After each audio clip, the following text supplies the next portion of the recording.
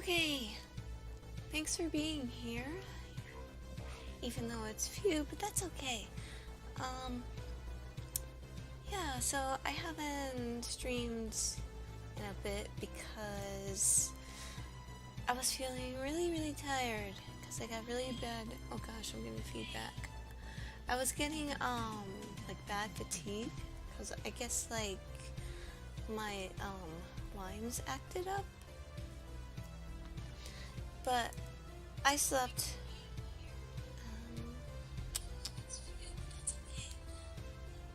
But I slept today, so now I can stream a little bit.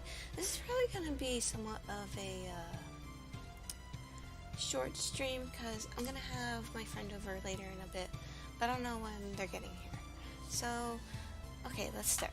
I'm going to draw a little bear face today. And the reason I'm doing that is because I noticed like a lot of print places, like print websites, are having really good sales right now. And I'm guessing that's because they aren't getting a lot of business like usual because of the plague and like all this stuff is canceled. But so I'm trying to take advantage of these sales for the future with if and when society starts back up again. Because like I talked about in one of my other streams how it was somewhat difficult for me to have different variety of product types because I'm a poor bitch. So I always have to take advantage of these like really good sales. And the one I'm doing right now is for a pin. And actually like not feeling well the past few days. Again, gave me an idea for a pin. And it's gonna be a little bear. And it's just gonna say Chronic Illness Club. So the only thing like kind of sucks though about the sale I'm trying to take advantage of is this pin. This pin is only 1.25 inches, so it's really not that big at all. So I'm hoping like it's not too small, but we'll see. And then, and of course, like whenever they make these sales, they always make it like limited time. So of course I only have 3 days to do this. So that's why I'm doing something like easy, so it doesn't take me a long time. The other one I'm interested in doing is like it's a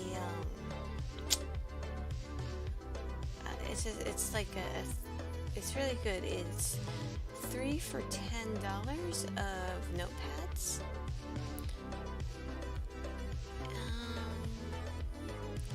So I started doing that the other day, yesterday, but I noticed I was putting like way too much effort and detail in it. And because, like, so what I do, if you remember that website I talked about before called ArtsCal, that's the one I use, but for this pin thing, it's just from, what's it called? Not Sticker Mule is running this pin thing. But on ArtsCal, I want to do this sale that's 3 for $10 of notepads.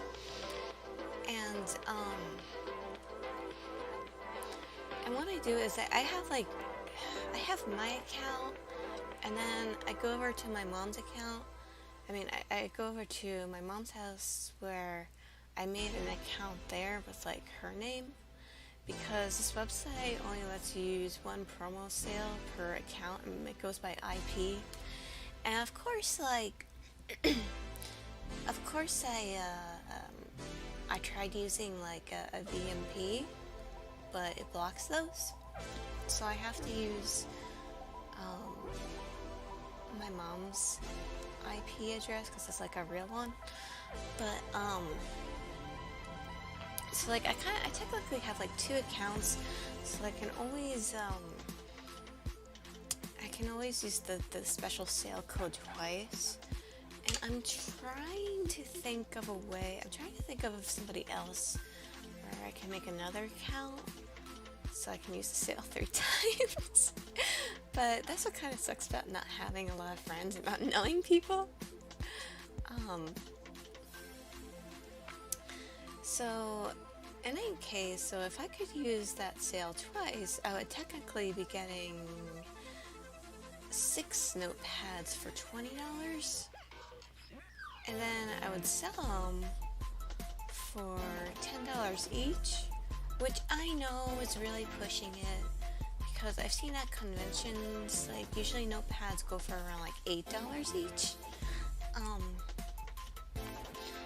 But my stuff I mark up a little bit higher because I really do believe artists deserve more of a livable wage than selling their stuff for like dollars and pennies on the hour. And I don't like the idea of selling your art so low so that like it puts down the general value of the artist event, like room, art, affair, whatever it is. Because like if everyone has their stuff lower, then like the general expectation of the whole fair, whatever it is, convention, is that you should be selling at a lower price. And it's kind of like a conundrum because people, like I've done this a lot, and I actually have been doing this practice until like 2020 hit and everything was canceled, and I decided I'm going to allow myself more profit, and I'm going to charge for my art what I feel I should be getting rather than what is expected. So like before 2020 and the plague and stuff, what people would do, including myself, is like you would charge a lot lower for your artwork than what it's worth because of the expectation that art should cost a low price. Because there's this like there's this like thing that says this idea that everyone wants art but no one wants to pay for it.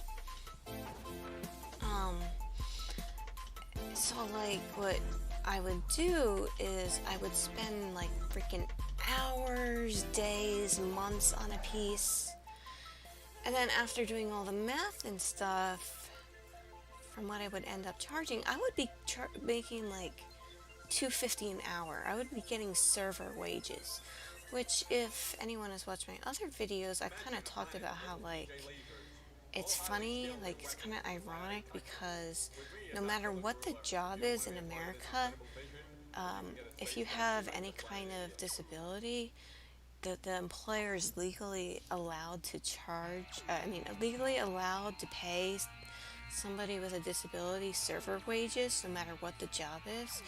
And I realized like I was doing that to myself because I felt like I wasn't good enough to be charging higher, or like I had to be charging lower because that's what everyone else is doing.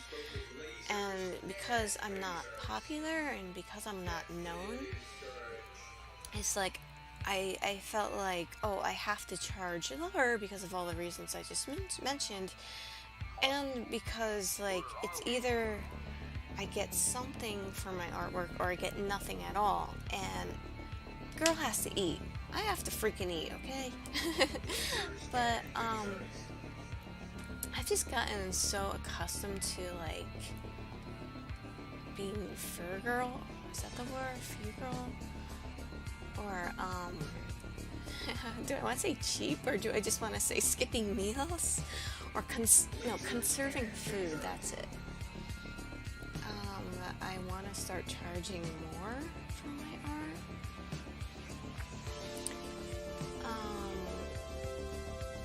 Because if anything, I feel like I should at least be getting $7 an hour. But yeah, so anyway, I was talking about the notepads. So I would be getting 6 for $20, and I would be charging $10 each, but then I also I always keep one of anything I make. So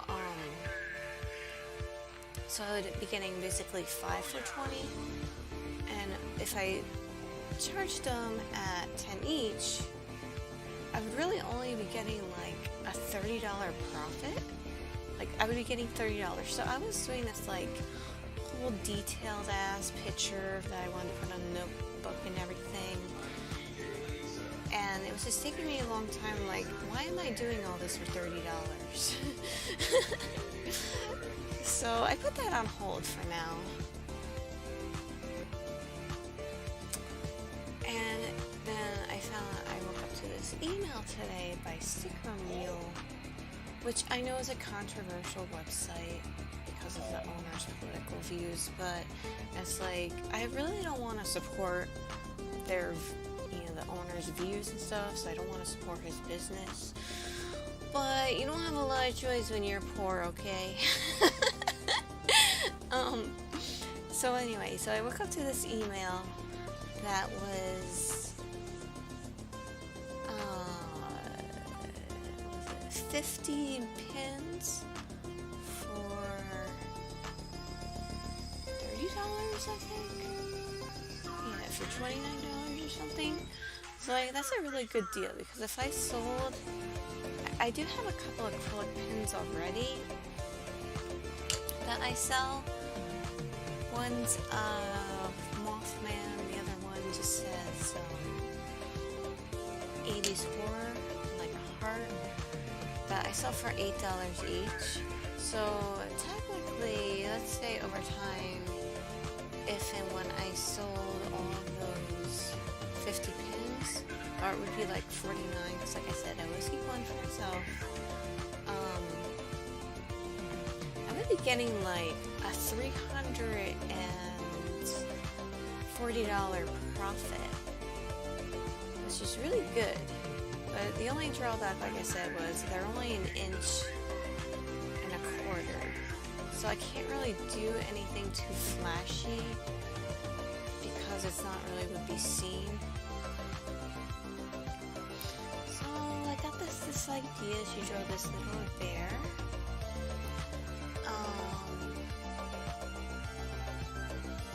And it's gonna be in that kind of Manhira style I talked about before, which is the whole medical imagery thing.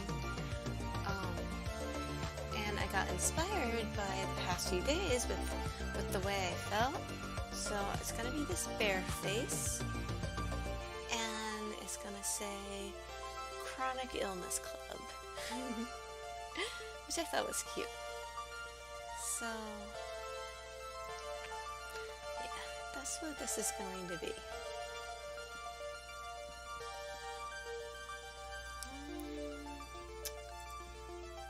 I won't say anything yet. It's okay. So yeah, I'm just kind of tired. I promise, one day I'll have kinky energy. And let's see, I'm not gonna lie, I know you all like the little fantasy and everything of the virtual VTuber, but I'm already, when I stream, I'm already exerting extra energy than I normally have. But I want to amp it up even more. I know I need more energy. I need to be more kinky and be more fun. So yeah. Let's go Band-Aid. Let's do some tears. Crying little bear. Like a little girl. I like drawing girls, girl animals. They're cute. Because I like doing my little lashes down here.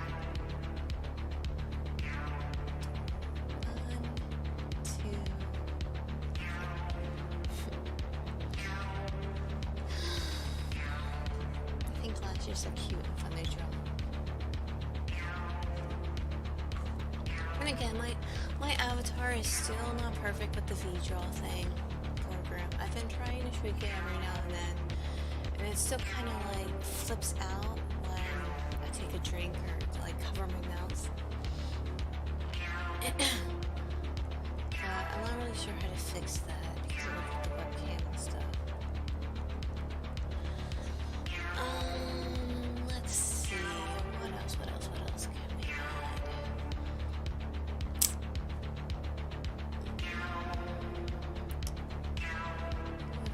Lacy right here. I guess I can make the whole thing laces.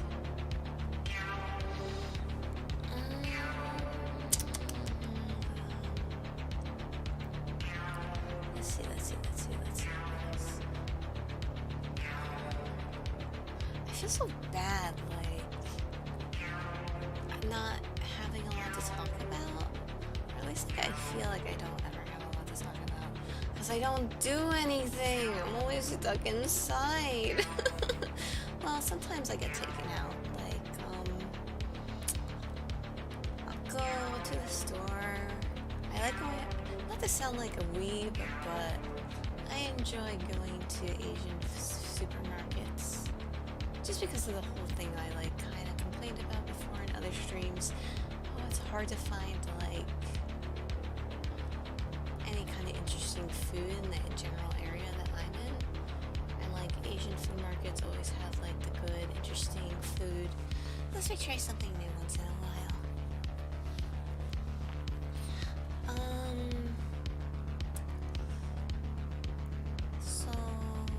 Yeah, and like around Saturday, I saw this an event on Facebook.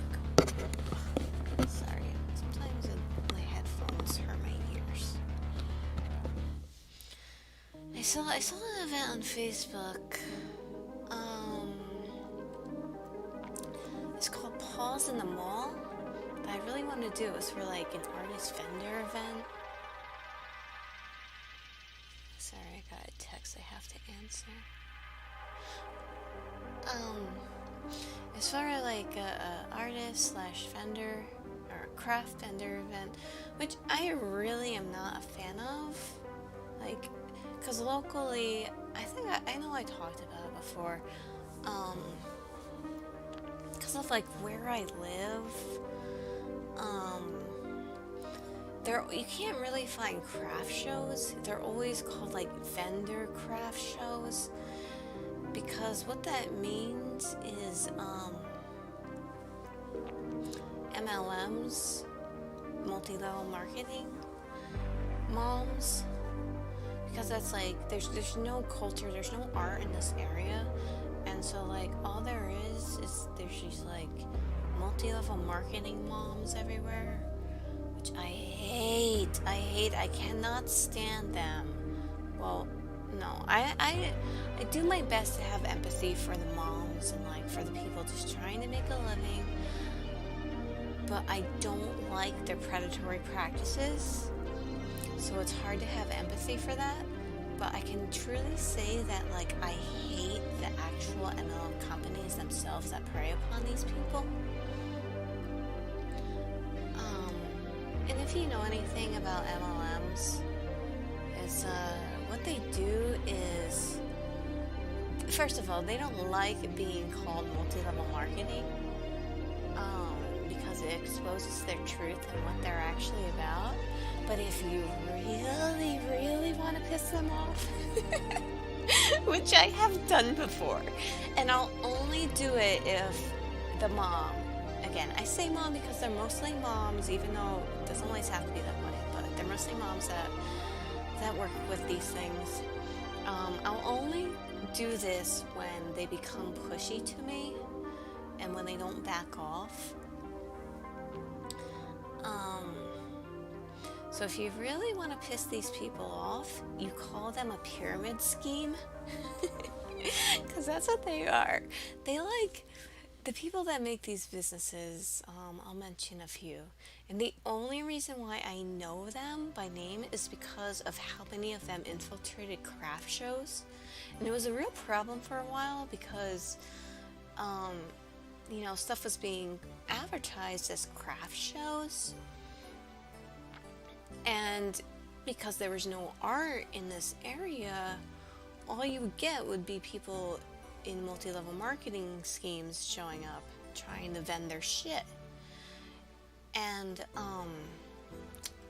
so eventually, I've been trying this for a few years, as I've talked about before, and anything local. What's this song? I know this song. What's this song? Anyway, anything local, it would literally be just me and some other older woman that actually had like real art and craft stuff. Other than that, they would all be freaking like vulture huns. And I call them huns sometimes because that's what they call each other. So they would come to these craft shows saying they're like, and set their table up and try and sell their shit like, whether some Sensi, Mary Kay, Lala Lurul, some dog treat one. What else is there? Tupperware still. That was like the original. That was like the OG of these MLMs. Avon,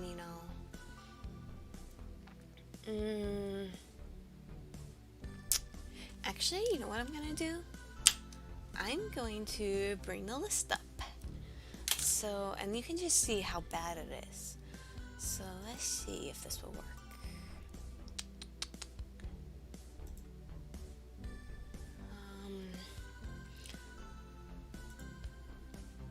Did this work? I'm trying this like little pause screen for a bit because I don't want to show like files and stuff. But I'm not sure if it's gonna work, but let's see.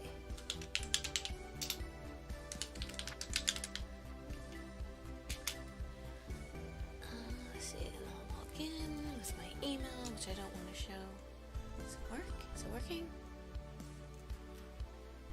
Oh wait. I forgot I have to do transition? Yes. Okay. So let's see if this works. And I'll take a drink of my tea while I see if it works or not.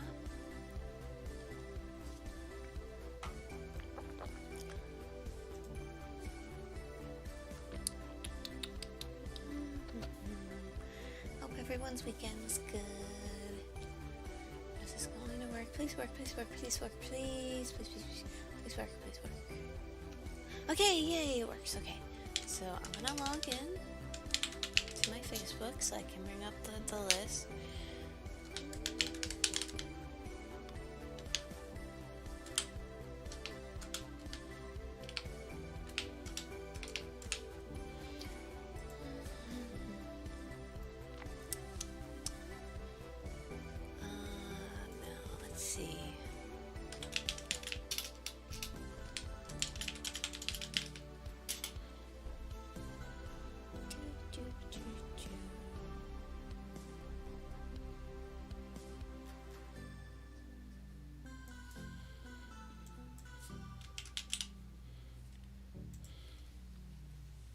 Thank you for waiting.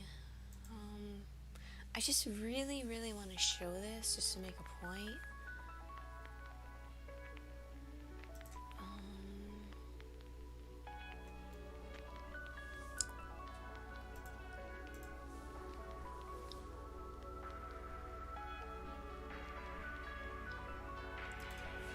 And it's mostly like and I also mentioned in another one,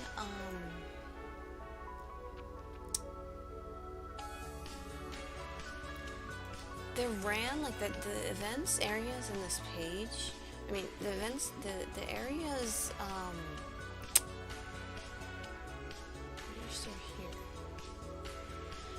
Alright, so let's see if I can do this without showing any identifying information.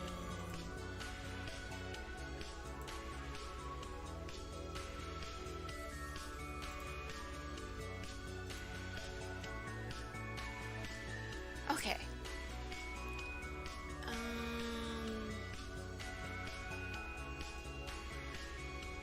Alright, here we go.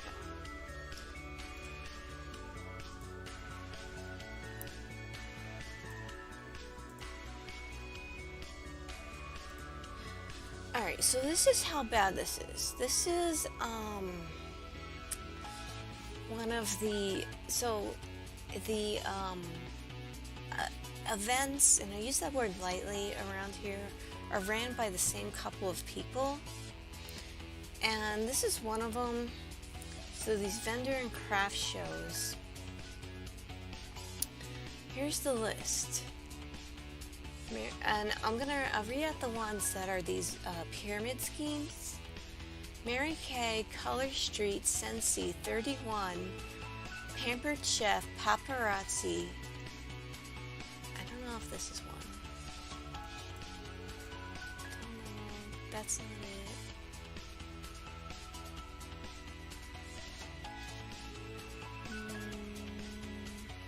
Young Living. Doggy Sweets.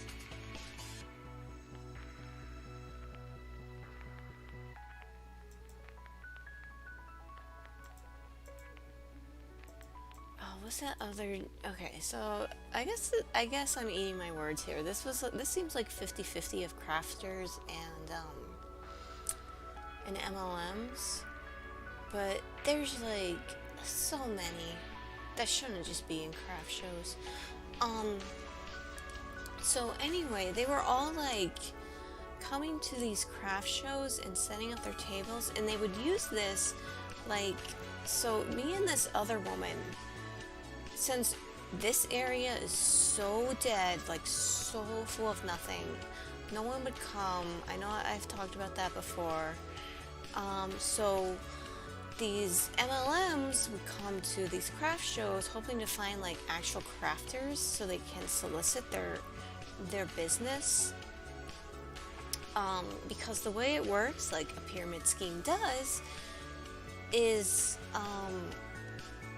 they get, like, it's so hard to sell your wares of this crap that the people who join them end up making more money through recruitment, because you get like bonuses through recruiting people to the company.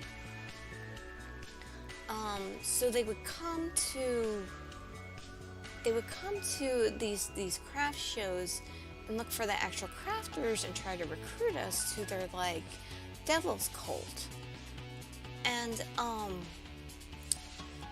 this is like, first of all, it really pissed me off because they weren't supposed to be there to begin with. And then it's like, get the fuck away from my table. Like, even though there's a matter of all like 10 people that show up to this, of the general public, like, I don't want you at my table blocking the few people that actually do come here. Like, and so the recruitment's like a really big part of these MLMs. And it gets like really bad. Like the people at the top of them, what they do is they'll also set up like recruitment parties, or they call them seminars, where like they'll advertise and it's like, oh, if you're interested in becoming a boss babe, that's another word they love. Besides hun, they also love the term boss babe, where like they try to trick you into thinking you're being your own boss and you're having your own business, when really you're just doing like the actual companies work for them. But because it's your responsibility to go sell their like oils and stuff, like they make you think you're in charge when you're actually not. So they'll set up these recruitment um, parties, and they'll say like, oh, if you're tired of the 9 to 5 and want to be your own boss, come to this seminar and learn all about what you can do to take back control. And so many people end up just going to debt and losing money because all these companies are the same on how they run. They require you to buy their product in bulk, and then from then on, so like you buy their product in bulk at a quote discount unquote, and then you what you're supposed to do is you're supposed to take their product and upsell it. But sorry, my voice is still not the best. But the problem is, there's such an oversaturation of this, of people thinking they can be their own boss and thinking that they're running their own business, and it's all the same stuff. So it's like, Lava Roll, for example, like, it's all the same design, it's all the same clothing, and you have like multiple moms buying into this. So,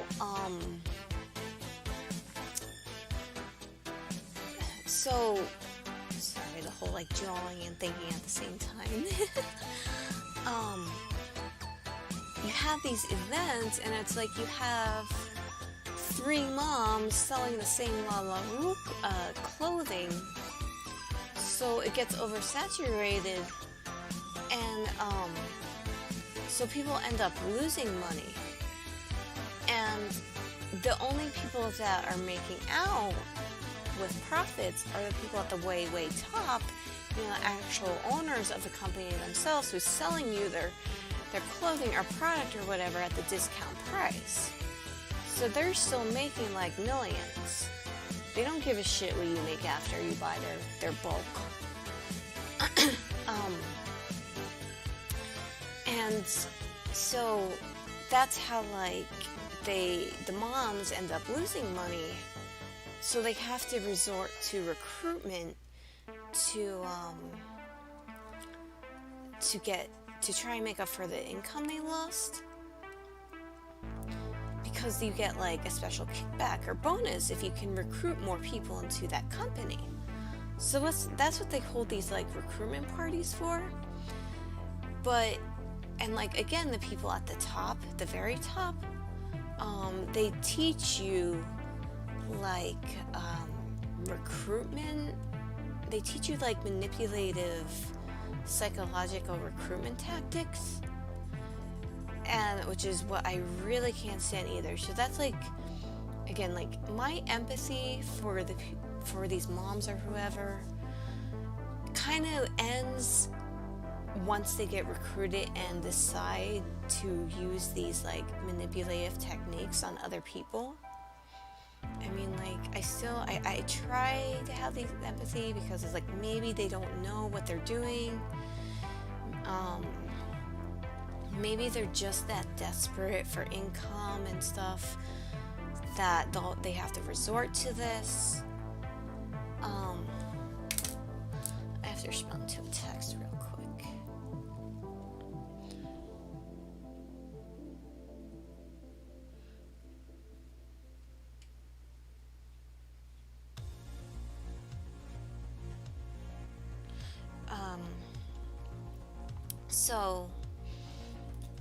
And what they do is they'll play on your insecurity, and they often target people that have usually gone through a lot of trauma or going through trauma.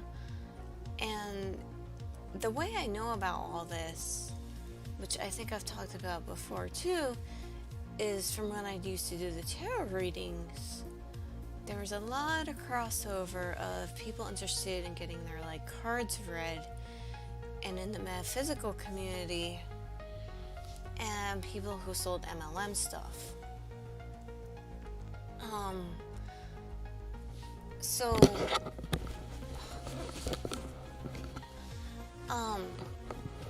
and I would find out, like, the one that sticks out the most in my memory is of this young woman about like my age.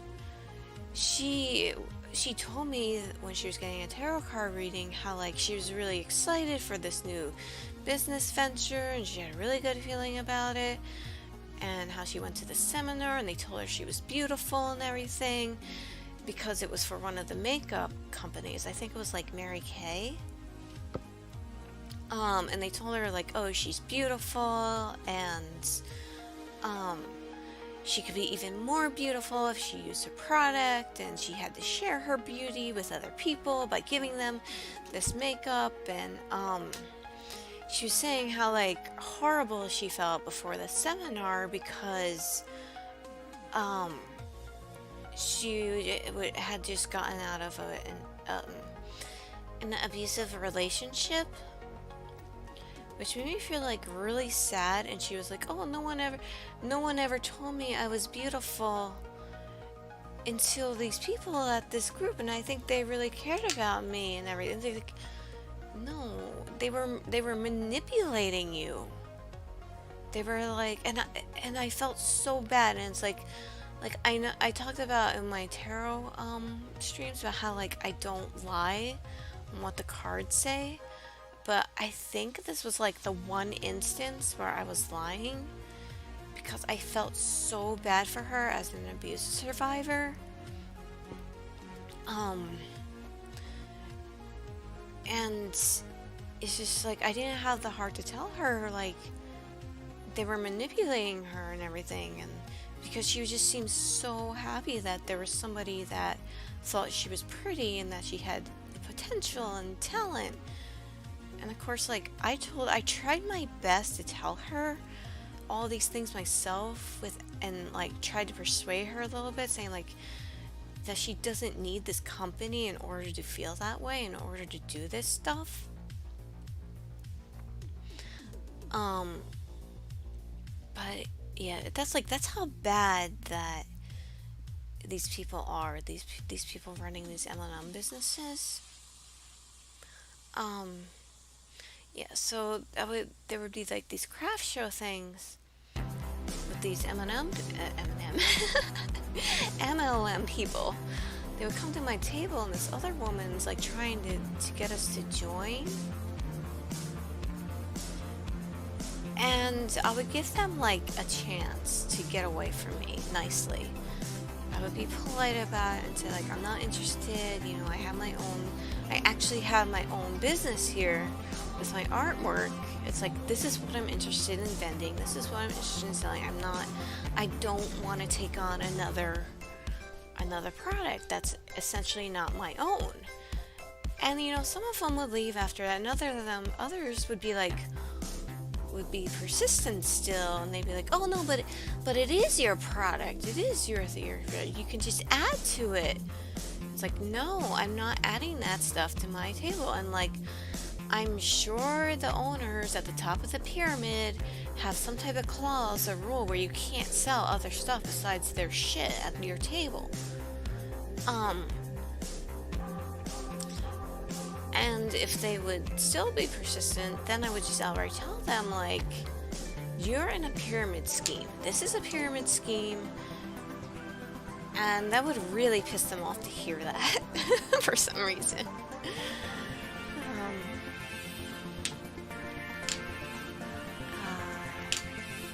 So yeah, like this was a reoccurring problem for like a couple years.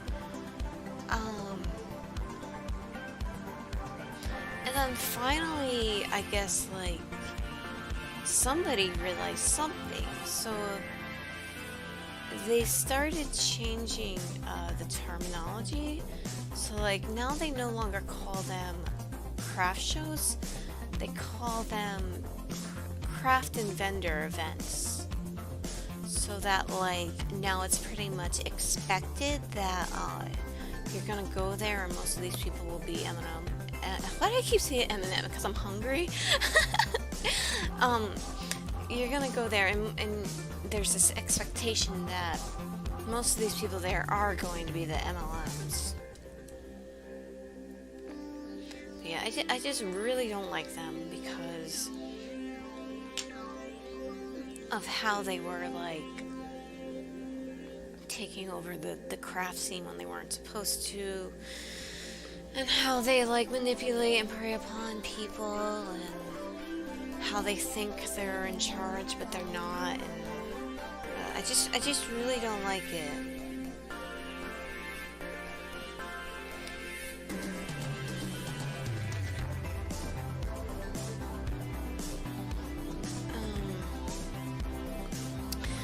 Yeah, so that's my rant about MLMs.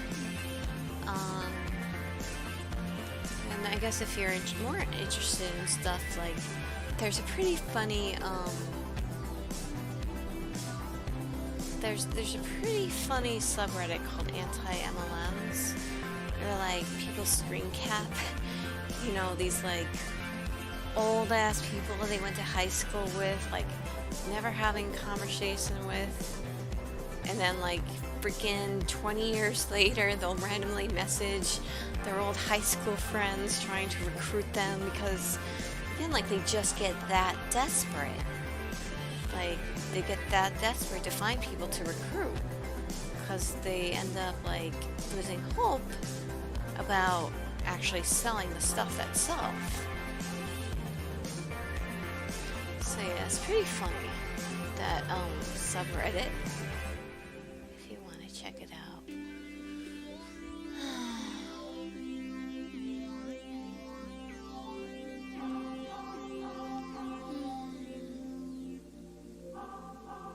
What else can we talk about?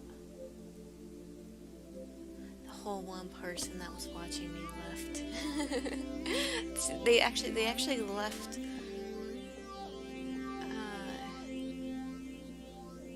Oh no! My chat froze again.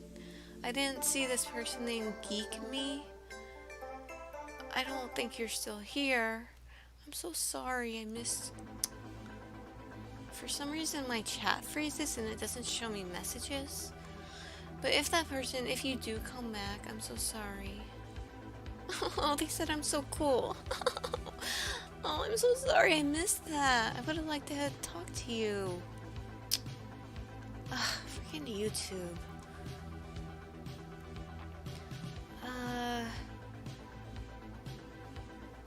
What was I talking about? Oh yeah, so the person that was here, they left when I answered my text and I went silent for a little bit. So that's why, like, I'm always so worried about, like, I have to be talking all the time or else people leave. It's okay. I just hope Geek Me forgives me.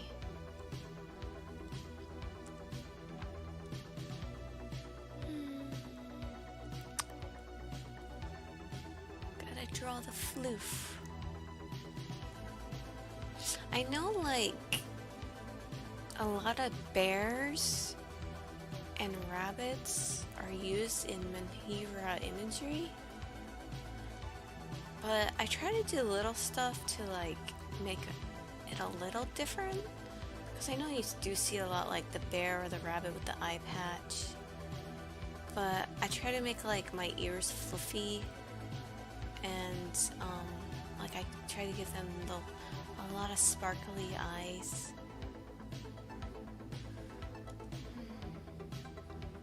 I still feel so bad I missed that person's messages.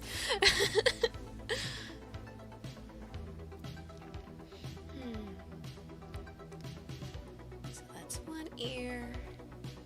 And I'll do the cheating thing and copy and paste. Just so that it matches. Because my hand and eye coordination aren't good enough to make things match.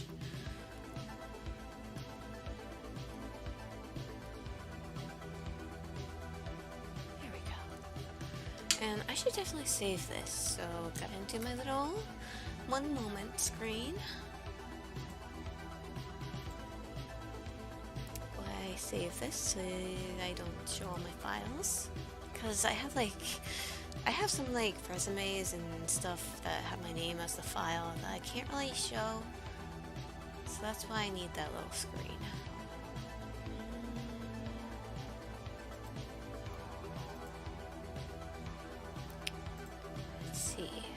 bear pin.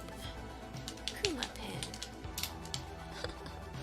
Again, I'm still sad about missing those messages. Alright. Here we go. Alright, so I saved this.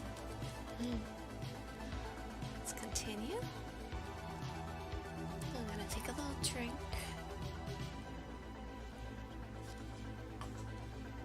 God, it's so weird. It's like my chat, like I have it on my phone and it freezes and it will only show new messages if like I close the window out and reopen. I guess I should just be periodically checking it here. I'm so sorry I missed your messages.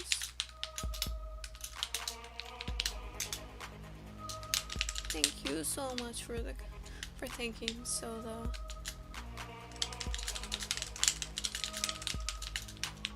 I don't think you're here still. Oh, I feel so bad. Anyway, Kuma. Alright. So I'm hungry. I should have ate something before. Wait, I think I had some candy earlier. I want like real food. Alright, what should we talk about now for replays?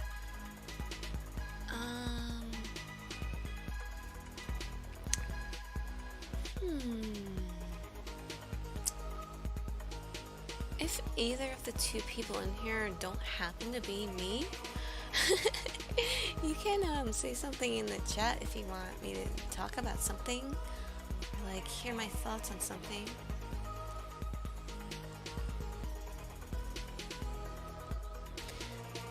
Did everyone who's watching this later have a good Valentine's Day?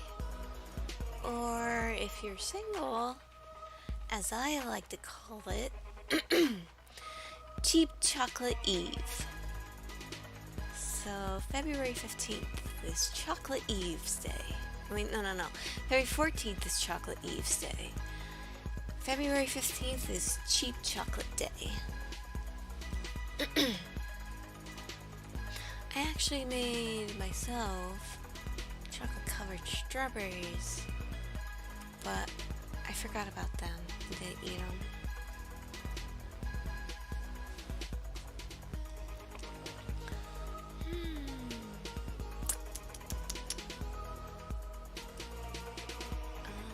Let's see, what else?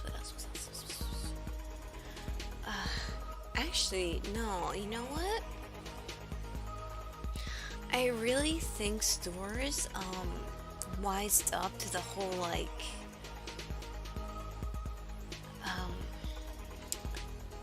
buying of discount candy thing per holiday, because I noticed this past year 2020 and the holidays of 2021 so far, they're like getting rid of said holidays crap the day before the holiday now.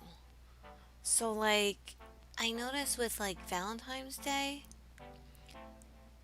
February 13th in the store, they removed all the Valentine's Day stuff. They had this little tiny section, and they started putting Easter shit out. Easter poop out. And same with like New Year's. The day before New Year's, they started putting Valentine's Day stuff out. So like these effers are creating artificial supply and demand. So like I'm guessing there's a lot of people, okay, like Valentine's Day is a good example, but maybe Christmas too.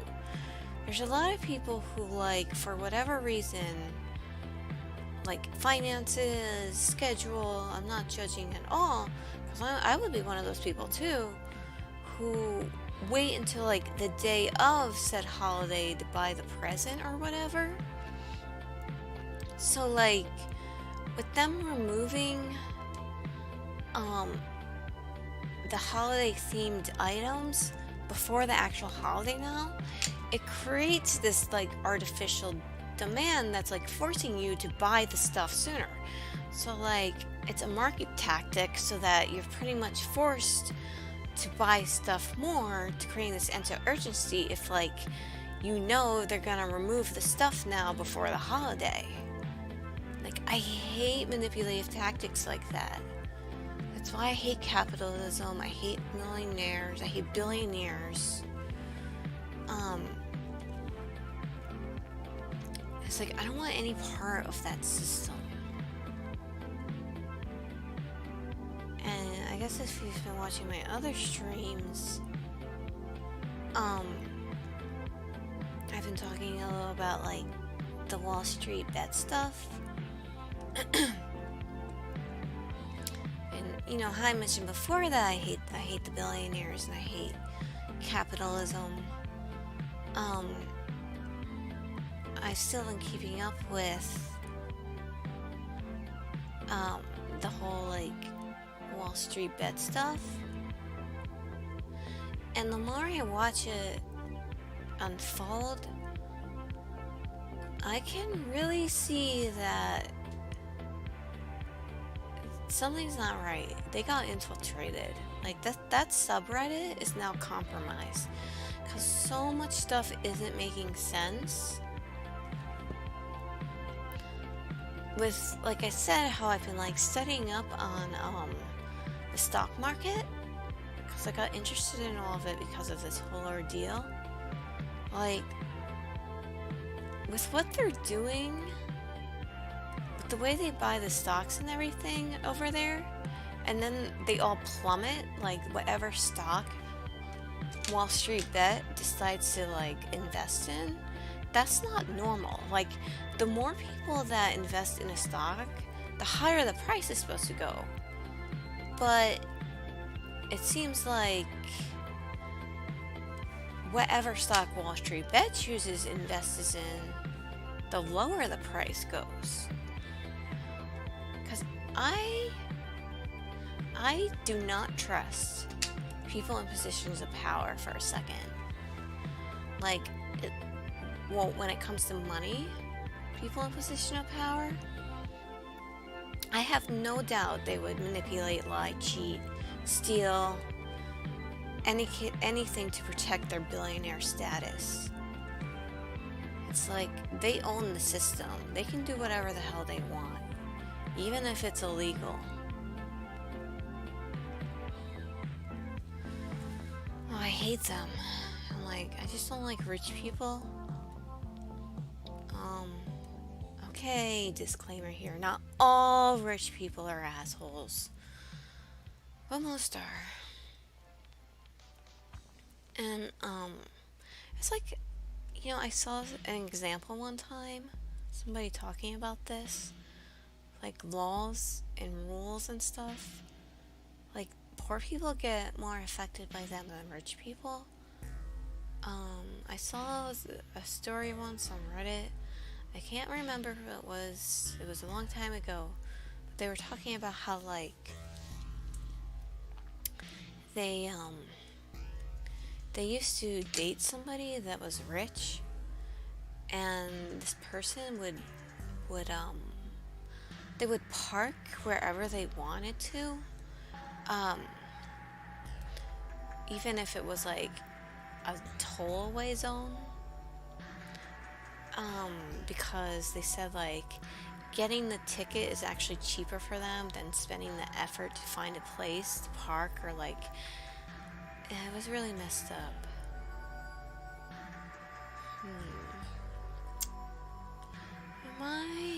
Maybe I need to make my ears smaller because my eye patch isn't matching up right.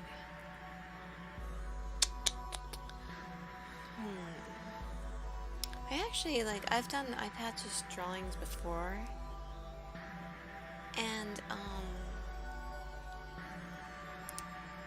I always have a problem with them. They're hard for me to draw for some reason.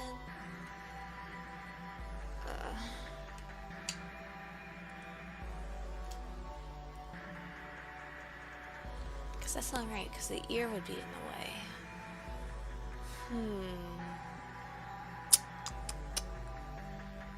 So, let's see, maybe I need to make my ears smaller. Unless I did it this way.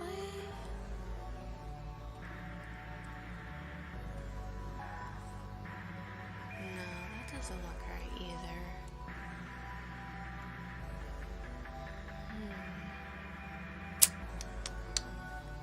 This way. Now, where's my eye?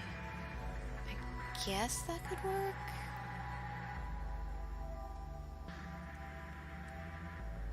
Not sure if I like that though.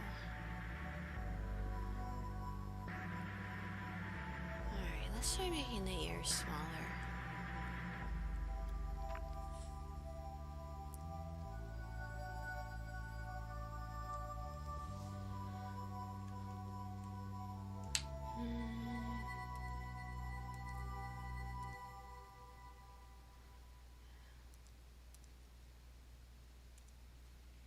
I'm on my wrong layer. Let's see what we can do.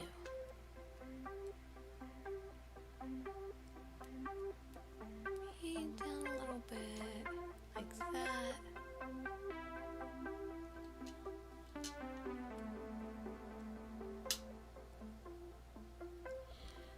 Let's try this. I should have copied that.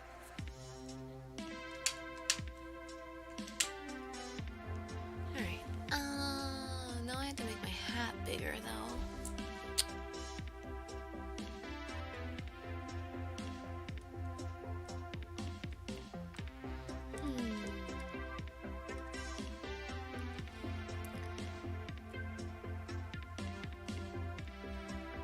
So,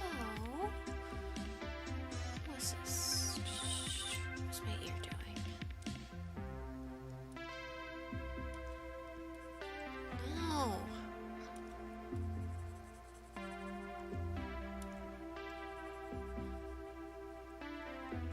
What the hell's going on? I hate this. I always get confused with my layers.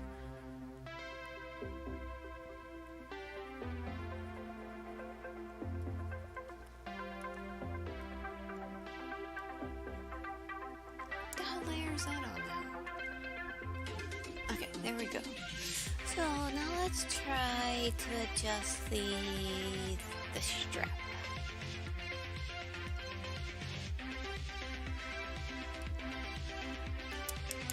There we go. That's good. So let's see. Now I have to make my hat bigger.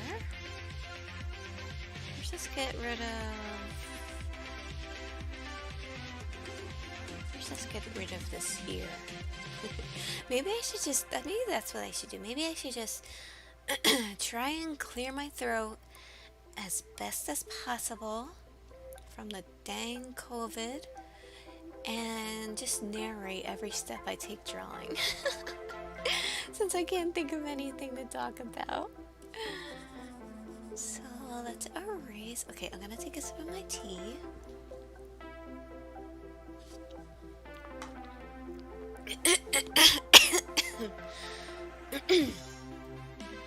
Man, when I went to the doctor's the other day to get all this checked out, he told me that I would be feeling sick. Like I got COVID in November, and he told me most likely I wouldn't be getting 100% better until 6 months from November. So I have to wait until like freaking May to feel better. So how can I, I'm so bad at marketing, marketing myself as a VTuber. So how can I like just create a whole bunch of hype and stuff and do stuff and things from now until May until I have like an official debut? I have to think of something. And the hardest part is my spoons. Are my spoons. That's what holds me back the most. I wish I could just find a magical cat or something that would grant me more spoons.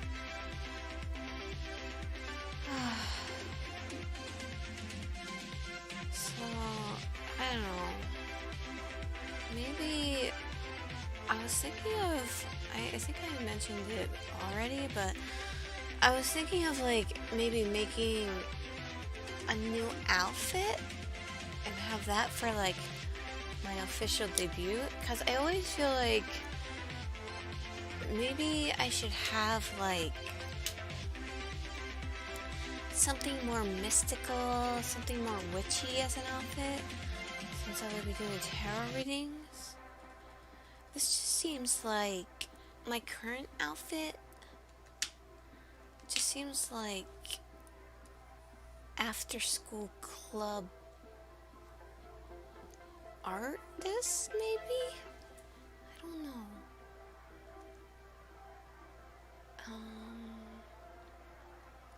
So I've been trying to think of how to make a new what to make a new outfit of. But also it's it's so time consuming, and I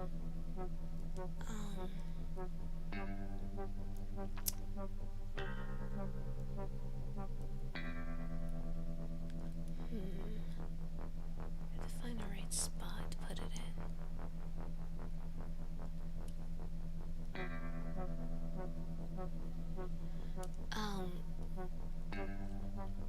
Let's see. So, and doing the stuff in Vroid and everything, and rigging it, and exporting it, and putting it in the Blender, and Unity, and this, that, and the other thing, I can really see why people charge $500 to do all that, because it's so much work. And it is hard because you have glitches and everything else. And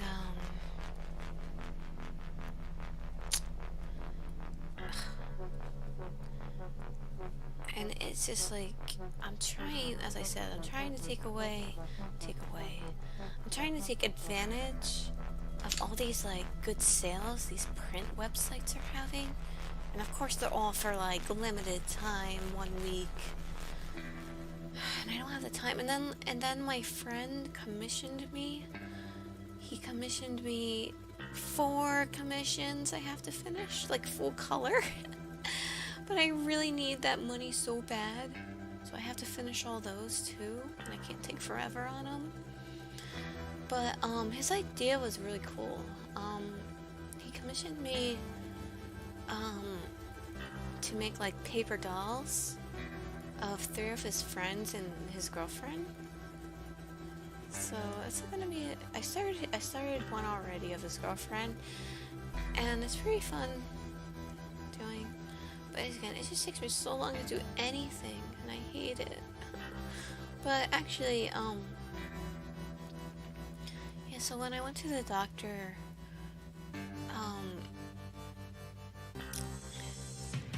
I did get a prescription that was supposed to help with, not so much the COVID cough and ache, but, my fatigue has been so bad that my doctor prescribed me a prescription for it. And I took it thankfully it's not you don't have to take it every day, it's as needed. And I took it a couple times since Thursday, and I think it's helping a little bit, but after Thursday, something happened. I don't know if it was because taking the medicine, but I just crashed so hard that I had no energy at all. I could not get out of bed. But hopefully, once my body adjusts to the new medication and I take it more, that won't happen, and I'll actually be able to get more done, and I won't be as tired.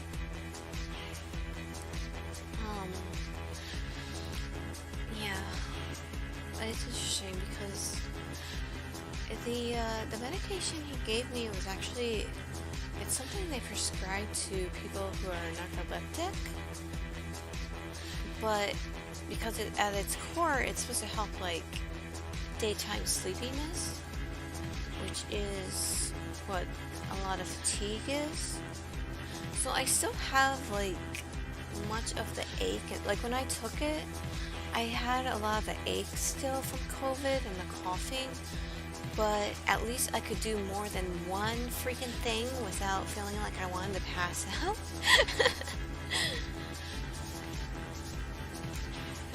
Yeah, but like, I like my general practitioner. Like, I have a lot of foul feelings towards doctors. Oh my gosh, now Crypto's here. The BGM is a little loud. Why? I'm sorry. Let's see. Turn this down. Crypto, are you still here? Hi, Crypto. I don't know if you're still here because, like, my chat is not updating me unless I manually refresh, so I can't see it in real time.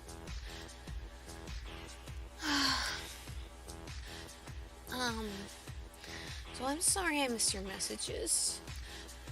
Thank you for telling me about the background music, though. If you're still here, I hope you're doing okay. How are you doing? How are your exams going?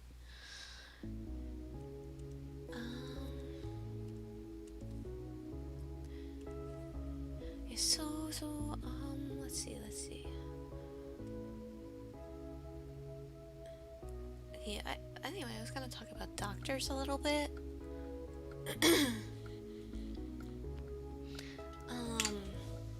Yeah, I don't really like doctors too much. It kind of like, because I was talking about what I was talking about before, how I don't like billionaires. And I think like doctors are more like millionaires, but a lot of them are so motivated by money. Cause a lot of the problems I have, the like chronic illness and everything, is a result of like doctors not giving me the right medications and like them doing a bunch of tests and stuff on me that didn't have good results, and like just I got like really sick, you know, when I was really little, and the doctors just saw me as like a plaything that they could just do experimental treatments with. So it actually resulted in making my conditions worse. And this occurred for like a really long time, even into like young adult years, because I was brainwashed for like a really long time by the medical system and doctors, because I was raised to believe that doctors know best and you're not supposed to question them at all, and they have your best interests in mind and they care for you and all they want is for you to get better. So like I blindly believed that for like super long. And I'm not just I'm talking about like every kind of doctor, like same as like therapists and stuff. And so whatever the doctors wanted, I would just agree with without question, and like I wouldn't look up any of the medications myself, and I would just trust what they said. And so I guess they saw my compliance as dollar signs, and they quickly saw that I was willing to do anything, like take any medication, any amount, any time. So I got put on a lot of pills that like really messed me up, and I started to become suspicious when like I was in one of the doctor's office once, and I saw like the people in there in suits from one of the drug companies like pitching their drug, and I outright heard them telling them the amount the doctor would get if he prescribed his patients this drug. And I thought it was kind of weird. And so like I wasn't feeling better. This was years ago, by the way. Like I wasn't feeling better for a really long time, and I just kept feeling worse and worse and worse with like my symptoms and stuff. And I didn't know why, and it became like a really big problem of like getting prescribed like so I got sick. Like I got the encephalitis, which is a viral infection of the brain that like really f's you up. And so like, you know, it caused a lot of problems and everything. So like no matter what they did, I kept getting sicker and sicker. And so it became like this thing of the medication is causing this bad side effect. So here's another pill to deal with the side effect of the medication. So it was just like this big long chain. Like you always see like elderly people on a buttload of medications. Like that's what it was like for me, because it was just medications to deal with side effects of the other medications, because I wasn't supposed to be taking this, because the doctors, they just wanted to give me what was giving them the most kickbacks. And like, so it took me a really long time to find a good doctor, and a lot of this goes back to my location. Again, so many problems I have and issues I run into is because of the location I'm located in and not having the money to move. Because there's not a lot of choosing, there's not a lot of pickings when it comes to anything. So like it took me a really long time to find a doctor that actually cared. But most of them, they don't.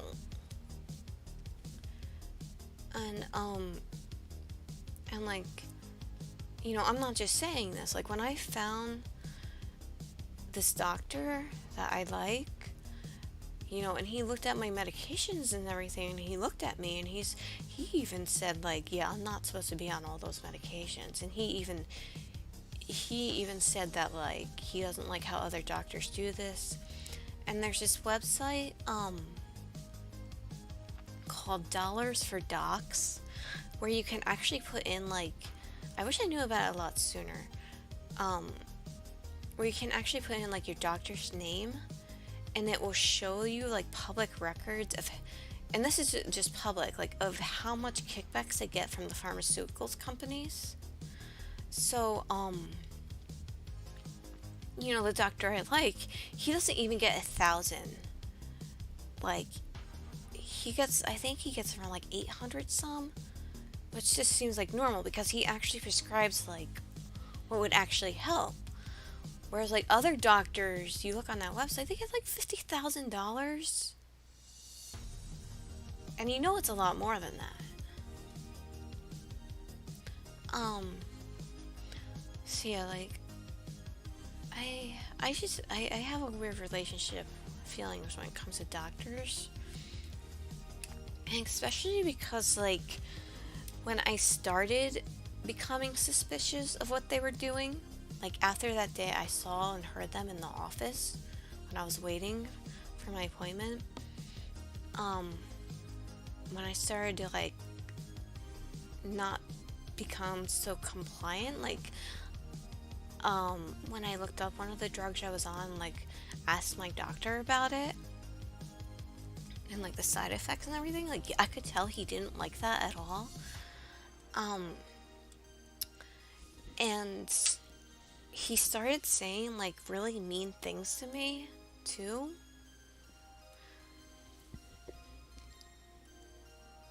Like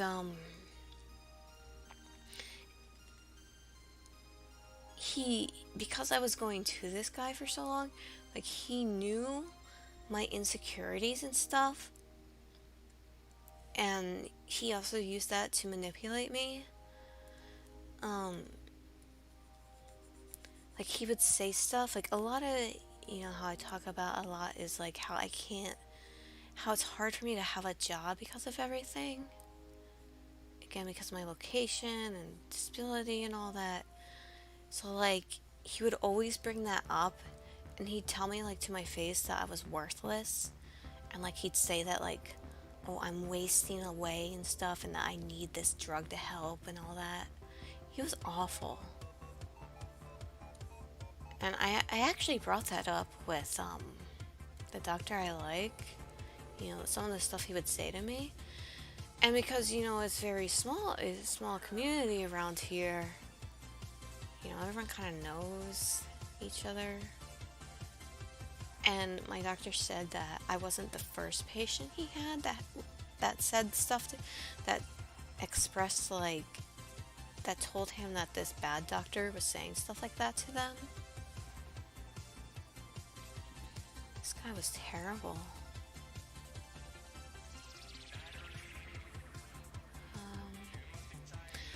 So, and still, like, a lot of this stuff was, this started, like, these treatments and stuff I was getting 10 years ago. And it took me, I didn't wake up I was brainwashed for, like, a really long time, and it wasn't until, like, maybe 5 years ago I started, like, waking up to everything and realized what was going on.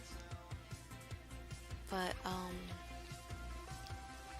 I'm still having, like, bad side effects to this day from a lot of the treatments they did because they were new and, like, experimental, and they didn't know the long-term results of it.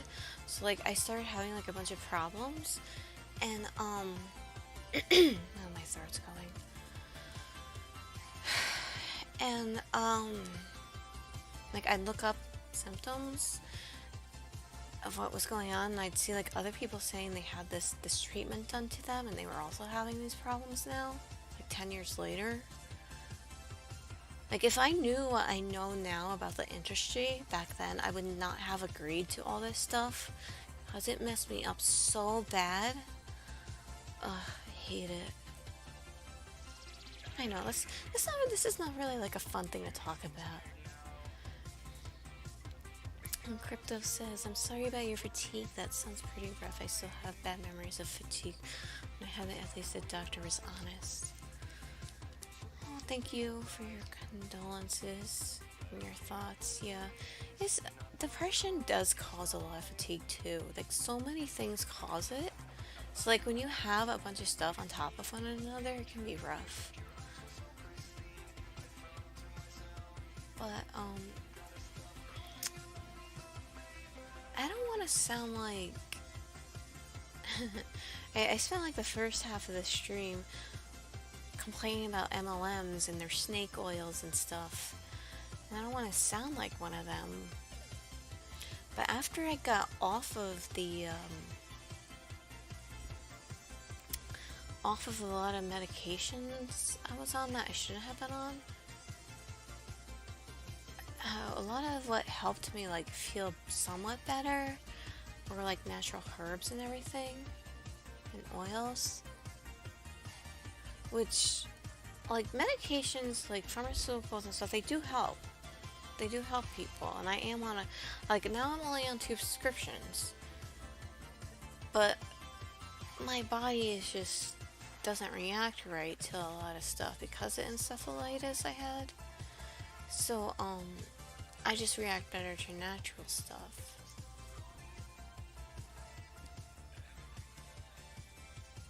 But yeah, that's that. Let's talk about something fun now.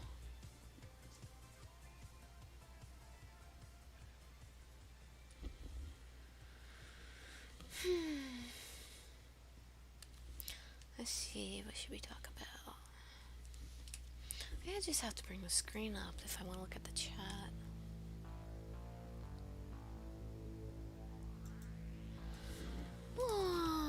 kitty sleeping next to me. That's my big boy. Sorry, I always get distracted by my cats. They're just so cute.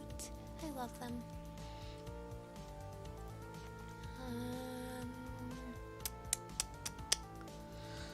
Let's see. What can we talk about?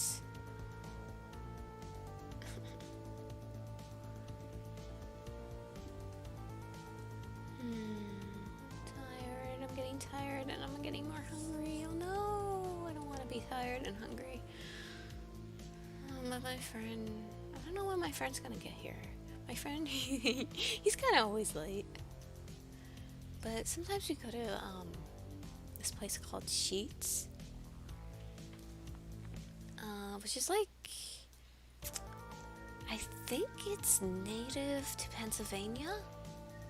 That's the only place I do have to go out of state to get to it. That's the only place I've seen them, but they're like they're a gas station. It's not like a convenience store, but it is. They have like hot food there, so it's I guess it's kind of a mix between a gas station and a rest stop. Their food's kind of shitty. The only thing I had there, I mean, what? I guess I shouldn't expect much from freaking gas station place, right? They used to have, like a couple of years ago, a cotton candy shake with like almond milk, because I don't like real milk.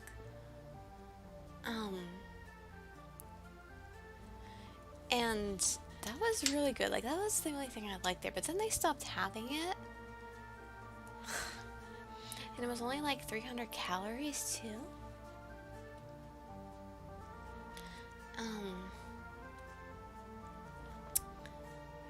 But they just keep going down and down in quality. Like,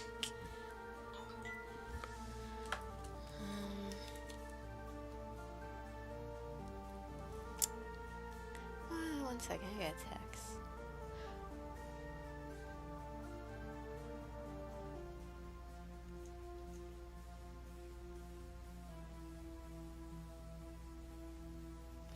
Yeah, so, okay, so Sheetz. Yeah, I shouldn't expect much from a gas station restaurant. But again, just to repeat myself once again, there's so little around here to choose from. And the only thing I liked was their cotton candy shake, but they don't have it anymore. Or at least the ones within driving distance of me. And it's like, now all their other shakes have such a buttload of calories. The cotton candy one was so good, but it's only 300 calories.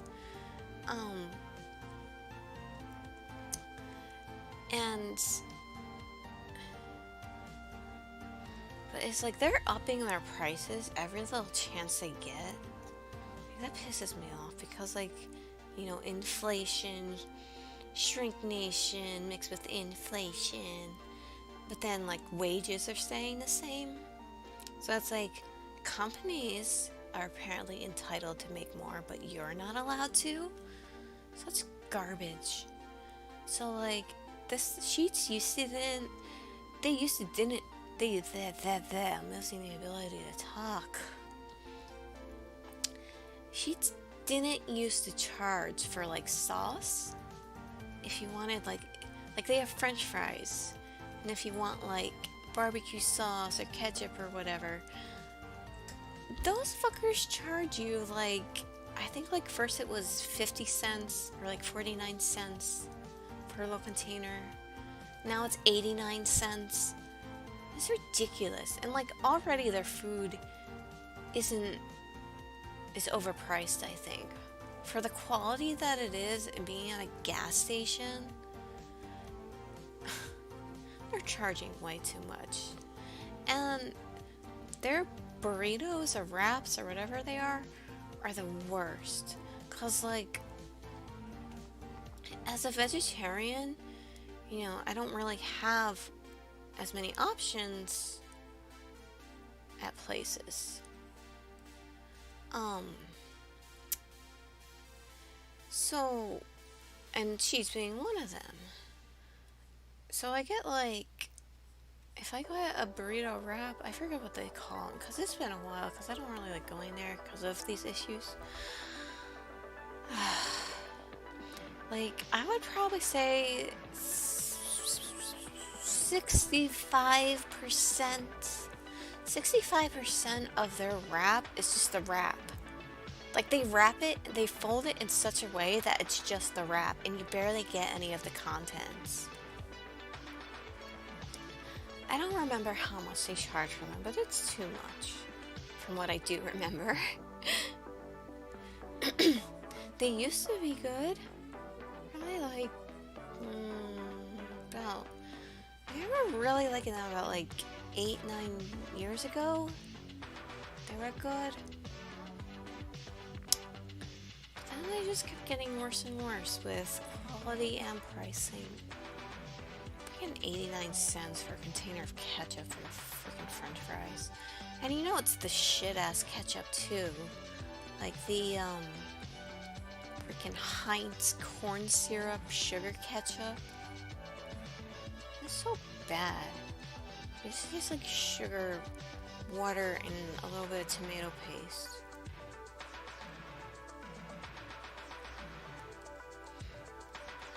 In that news, I'll probably be going to Sheetz later. That's where my friend likes to go, though.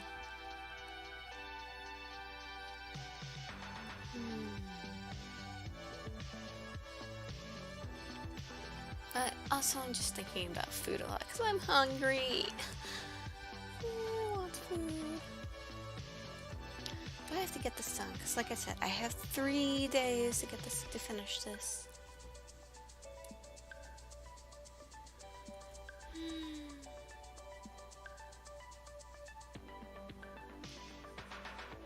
Alright. Was that a positive chat? Was Sheetz a positive talk? No, that even seemed kind of negative. So is my channel going to be nothing but like a rant outlet for me? I need to change that up a little bit. Poor Cool, my little bear, so sad and crying.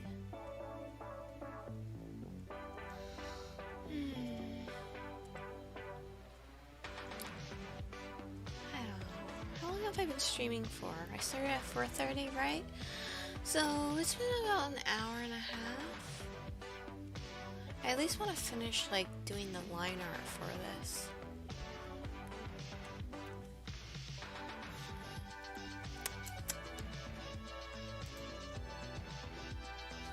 Let's see, Crypto, what are you saying? Oh, thank you for watching my Tetris stream. I appreciate it. I had so many technical issues with that though. Can I watch live? It's okay. I appreciate you watching it whenever. McDonald's says their wraps over here. Total scam. Rather go to kebab shop. That's weird. Yeah, for real.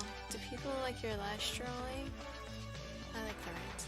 Well, thank you for generally enjoying my rants and contents. So let's see.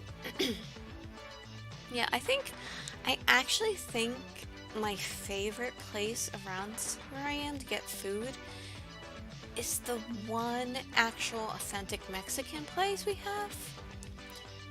And it's like the only one around. Then there's Taco Bell, but that doesn't count. But I love this Mexican place because they're authentic and they're reasonably priced. Like, they'll give you a big chunky burrito with lots of contents in it for $8.50, and that has been the price it's been for like 11 years.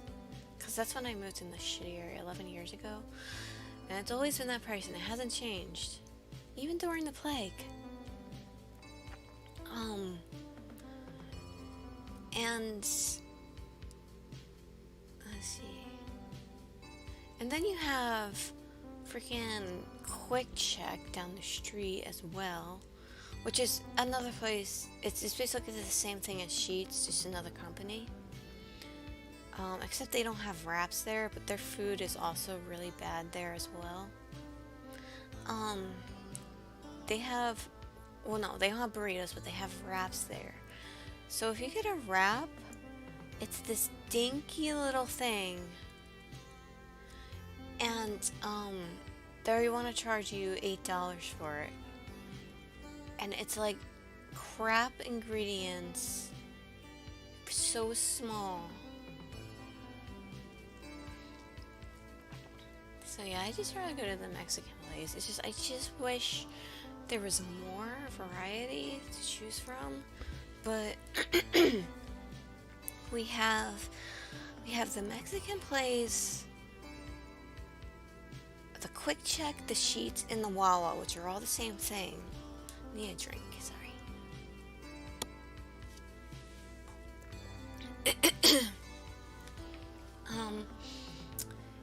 And then we have about 3 Chinese takeout places and a really bad quality Thai place that overcharges. And there is a Japanese place too, but they're really bad quality too, that overcharges. Oh my gosh, I'm losing my throat again. So that's it. Like, that's all you have to choose from around here. And then like the grocery store with limited ingredients as well. Like, I can't wait into the stimulus checks, because I'm going to put that towards like moving, hopefully. But it costs $4,000 to move in my area. At least $4,000. So that's why it's been so hard for me to move, like, especially on getting such low income all these years. Like, I can't save.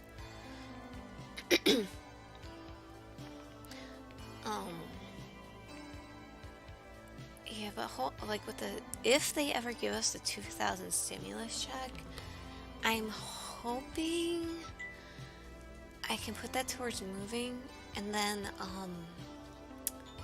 like that's when I'm going to hopefully like try to offer the commission streams where I'll draw what people want and they can pay whatever they want. So hopefully I'll be able to like save that way a little bit, and then I'll be able to move somewhere with life and public transportation and with art and culture. Oh my god, I need to get out of here so bad. Oh.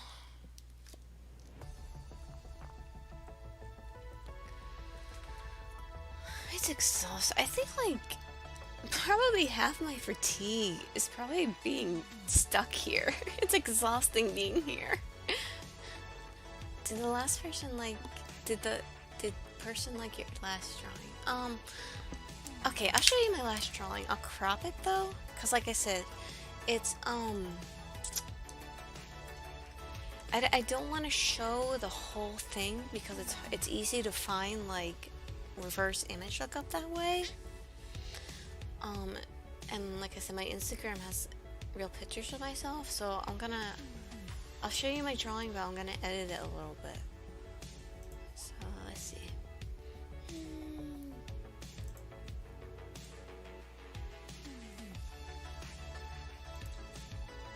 I'm gonna bring it up. Alright, here we go.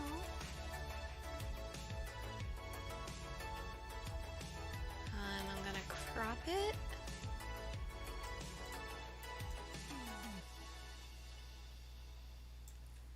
Image crop. And let's see, I'll reverse it. And I'm gonna change the color of it a little bit.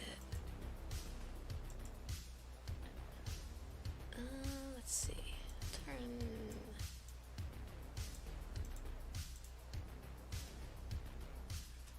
I'll get rid of the background. 1 second. Change stuff a little bit.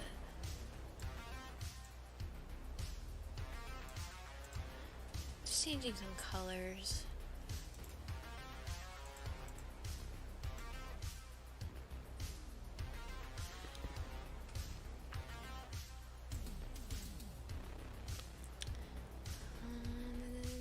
One more thing.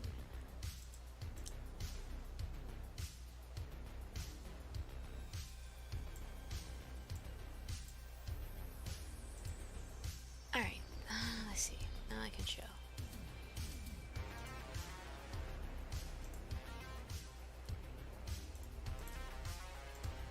So here's my last drawing, basically the final of it. I like how it came out. Again, the colors aren't actually what they are because I changed them just to show it. But I mean, this is the color, but yeah, so this is gonna be my bag that I'm getting printed up in the shape of a heart, and it says Heartbreaker right here. But it takes forever to do those sparkles. And like the stethoscope, doing all that color. Like you can see the detail I put in it. So, yeah, like I was talking about before in the beginning of the stream, about how, like, charging, like undercharging, and how I'm trying to, like, charge more for my artwork because it just takes so long in the amount of detail I put in it.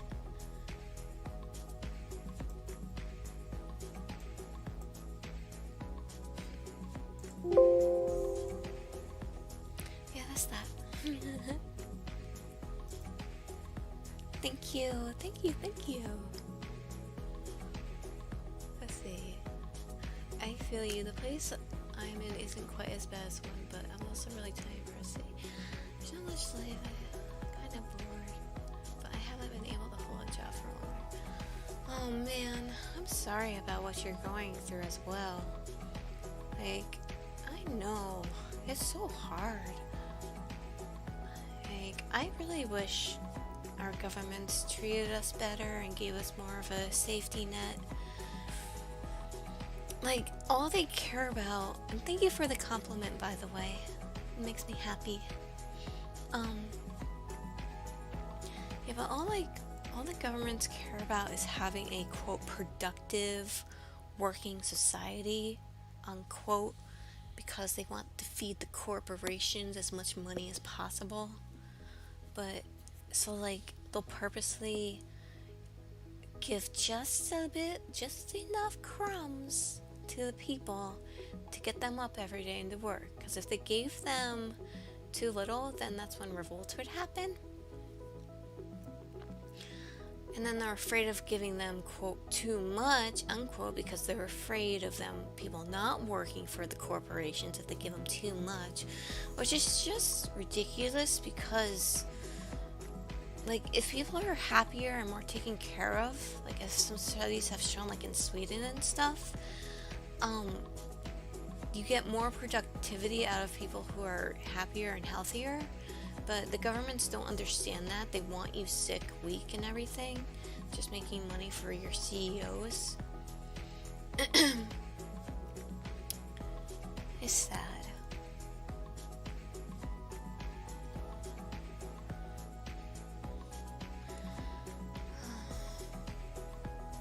And it's like the whole argument with UBI, Universal Basic Income. People are fighting against it because they claim that if the citizens get UBI,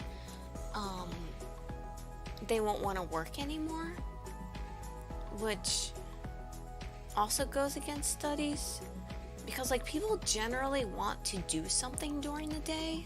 Like, they generally want to contribute and work and stuff.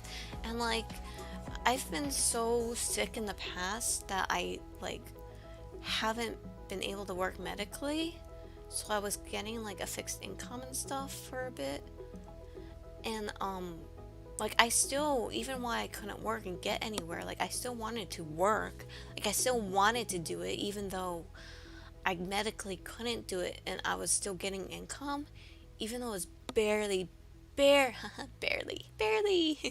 though it's barely enough to survive on. Like, it was like 700 some a month. I've talked about it before. It's so bad, and there's so much of rules you have to follow with it. Like, that's the problem, like, I see.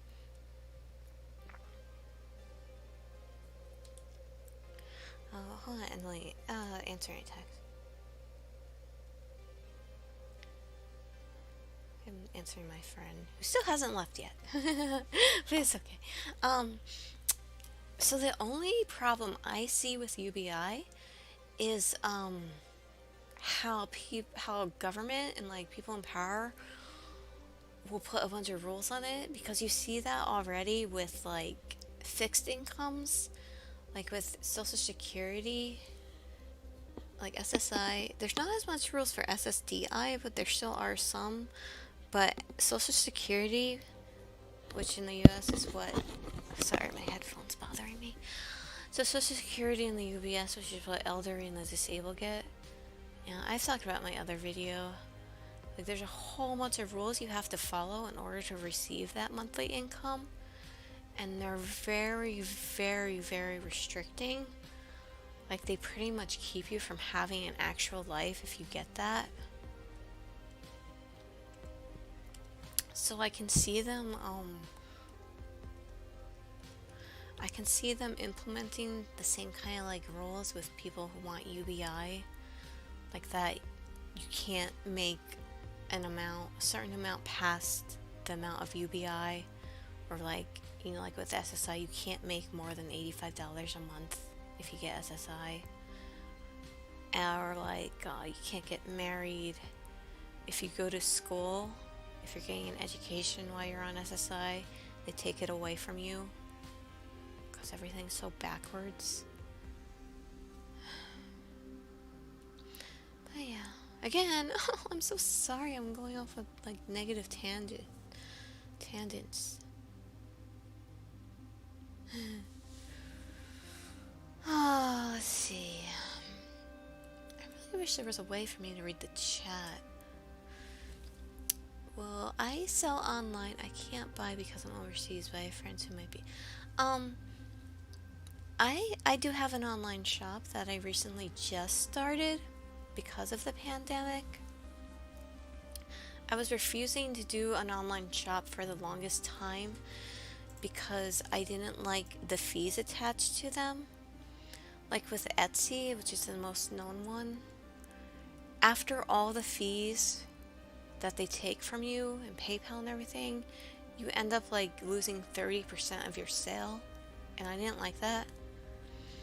So, but I finally found an online shop, that only takes, like, 2% of your sale, but no one knows about it, so that's, like, the trade-off. Like, everyone knows about Etsy, but no one knows about this other one, so, like, you have to drive the traffic to the website yourself.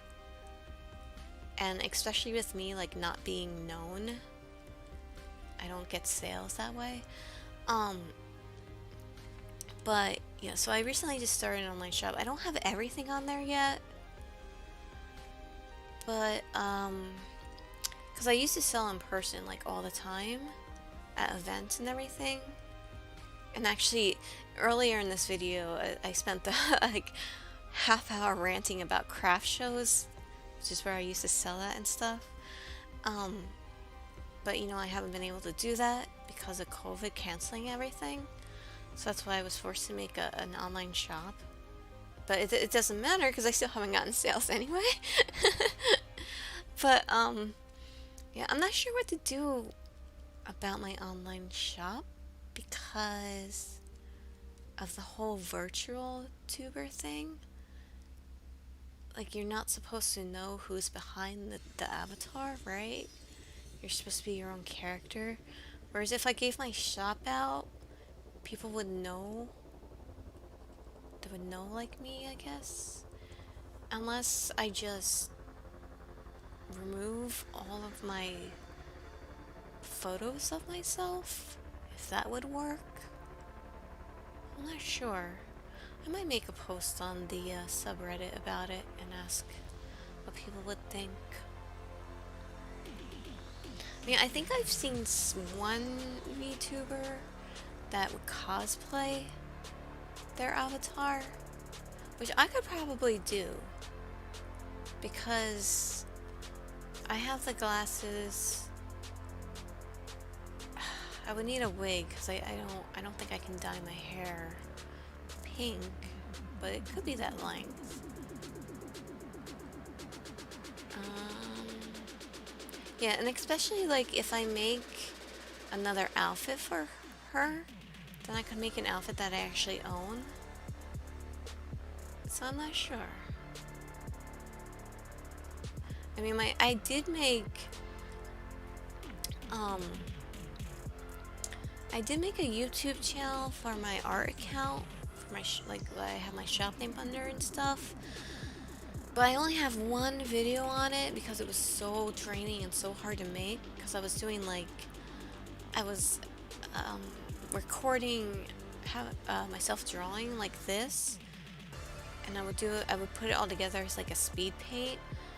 But it really the thing I used to record it really made the computer lag bad, so it was really hard to draw with it recording. But anyway. So my YouTube under my art name only has 12 subscribers, and I don't think I'll be putting any more videos on it. Whereas this channel, I have 20 subscribers, I think, already. Which I love, you all. Yeah, so I'll probably just make a post about it on Reddit and ask. So there's this little trick you can do when you're drawing where if you flip it, you can see errors more than if you just stare at it from how you drew it, because it's this psychological thing for the artist. Your brain, when you're drawing something from scratch, your brain gets used to looking at it from a certain angle in a certain way. So you're likely to miss little errors. Because you're drawing it from the image in your head to the paper. So if you flip it, that changes from how you've been looking at it the whole time, so you can see what looks off when you flip it compared to if you just keep staring at it this way. So for example, my cheek looks a little flappy on this side, or I didn't notice that looking at it this way. Just a little tidbit thing. So let's try and fix that. But crypto, yes, I very much thank you for the sentiment of wanting to share my stuff. I would love to be able to sell my stuff somehow, but it's just I don't know. I don't know how to do it because, like I said, I'm just bad at marketing and with everything. Whether it's the VTubing or my art, I'm bad at marketing. I mean, when shows and conventions and craft shows start back up again, I'm hoping I can get back into doing that, but people are saying shows might not start up until 2023 again, big ones. There might be little craft shows here and there I was talking about earlier, but they're not supposed to be doing them, because in the state I'm in, you're not supposed to have a gathering of 25 people or more.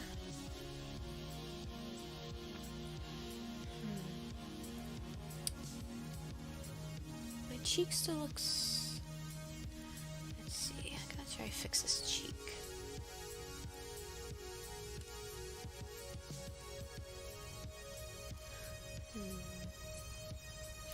I have been thinking about Etsy because everyone knows it. No, it looks too small.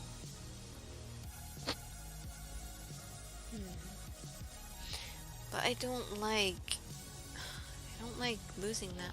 I don't like losing like 30% of my sale. Because it's not cheap to get this stuff like produced. And then there's the hours I spend on it. That's actually why I stopped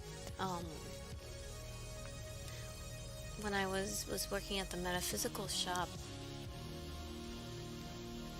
The owner would let like local artists and authors and stuff have some shelf space, and then if their items sold, she would get 30% of your sale. And this is back when I was like first starting to get into like trying to sell my stuff. So you know, and plus the fact that I was working there, I brought some of my stuff in to sell, and like it sold really well, but she was still taking 30% of the sale, even though I was working for her, even though I was doing like manual labor for her that I shouldn't have been doing with my physical state. Anyway, but that really like turned me off to letting people have part of my sale. Like, I understand you're taking their space and they have to run their shop too, but I don't know, 30% just seems like a lot.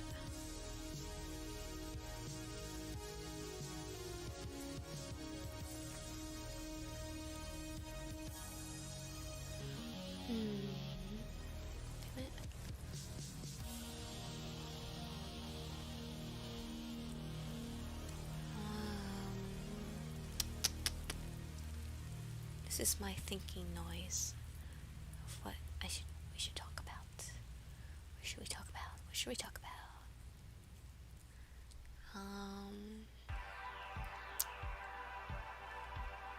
I've been watching the Persona 5 animation lately. I didn't see it when it first came out, so I'm just watching it for the first time now. Because I love Morgana. He's so cute! I just love my talking kitty so much.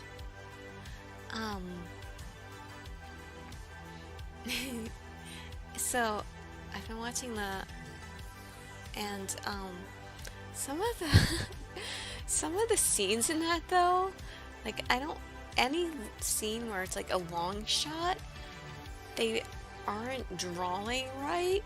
Like the artwork looks very sloppy in any long shot scene. Like the faces look all messed up and everything. Like, I don't understand why they wouldn't fix that.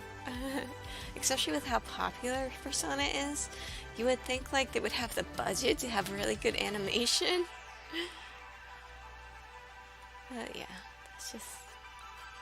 But I like seeing Morgana. And I like Akechi. It's making me want to RP again. I want to RP Akechi Joker.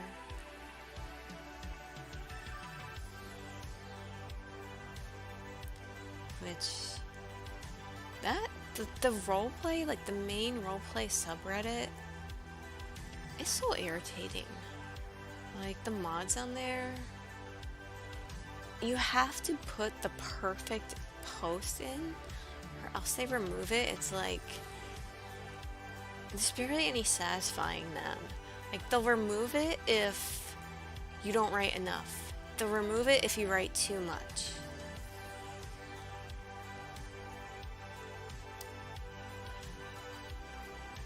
It's annoying.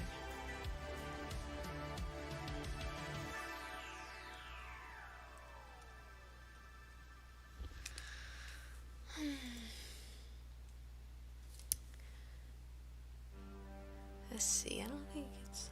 We all know VTubers are people. Nobody is under the impression, under the impression the character is more about...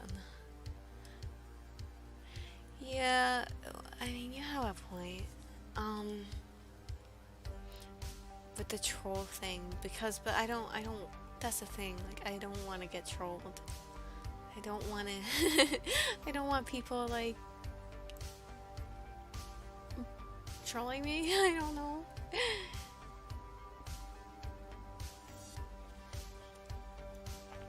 I'll probably just end up like removing my pictures because like my pictures of myself, because the way I don't like, okay, it sounds really bad like me saying this. You know, I've been talking about how I've having trouble like selling and getting noticed and stuff, and a lot of the ways that I did make sales at shows and like that I would gain followers on my Instagram is by like actual photos of me compared to my artwork, which made me feel really crappy, but I needed the followers and the sales and stuff at the shows. So like I would go to the shows and I would wear like low-cut shirts and stuff, and like on my Instagram, like I wore like okay clothes for my Instagram photos, but I would still make like the faces and angles of myself and stuff, because I noticed whenever I post photos of myself, I would get more followers compared to when if I post fan art or regular or my original art. It was my photos that got me the most like likes and follows and stuff. So that's why I was putting photos of myself up. But I need to drink my tea again. 1 second.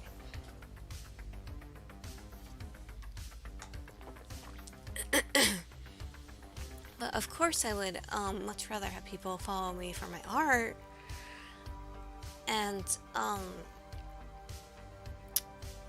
so if like I can gain the attention of some like if I can gain more attention in the VTube community, like from Twitter, or getting follows, like getting interest on this channel here, then maybe I won't need photos of myself, because I could get followers, new followers that way. So I could just remove the pictures of myself on my Instagram. I don't know, just thinking out loud.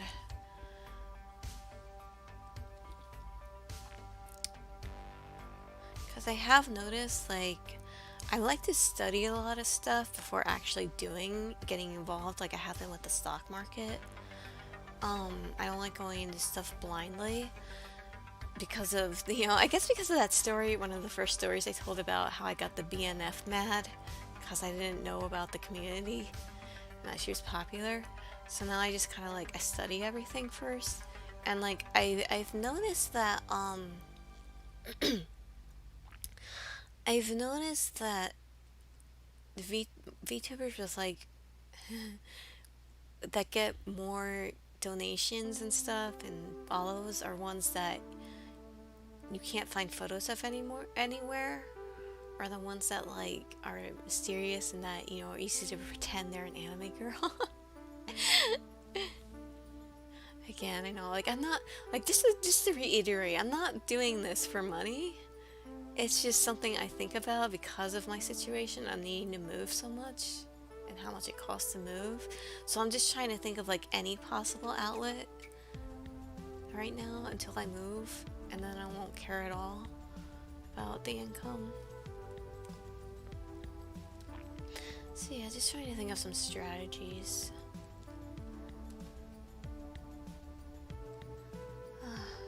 I need a little breather.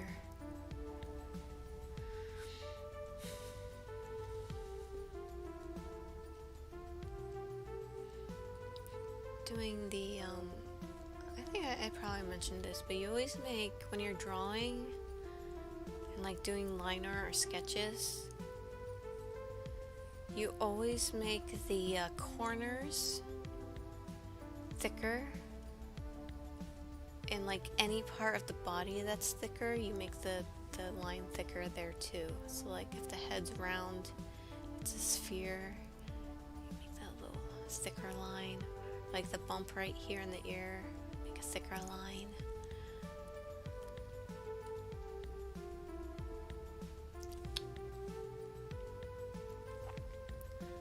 I'm wanting just to finish the ink, and then I'll color on a stream tomorrow, hopefully.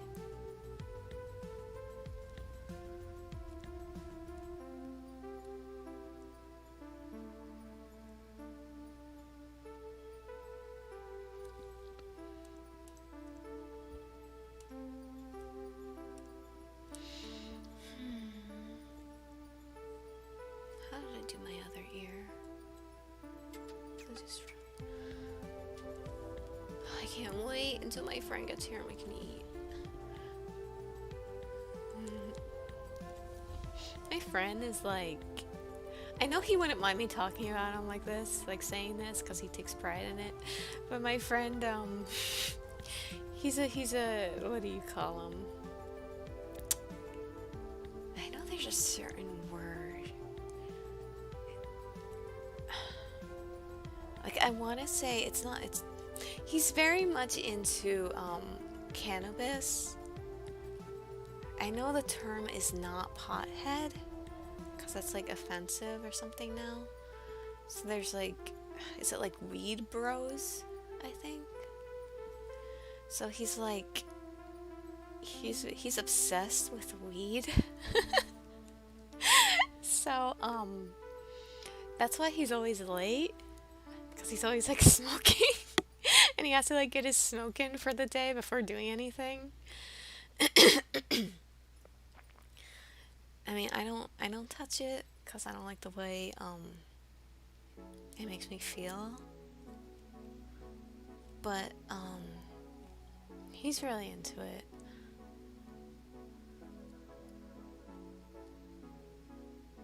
But that's usually why it takes a bit for him to get here.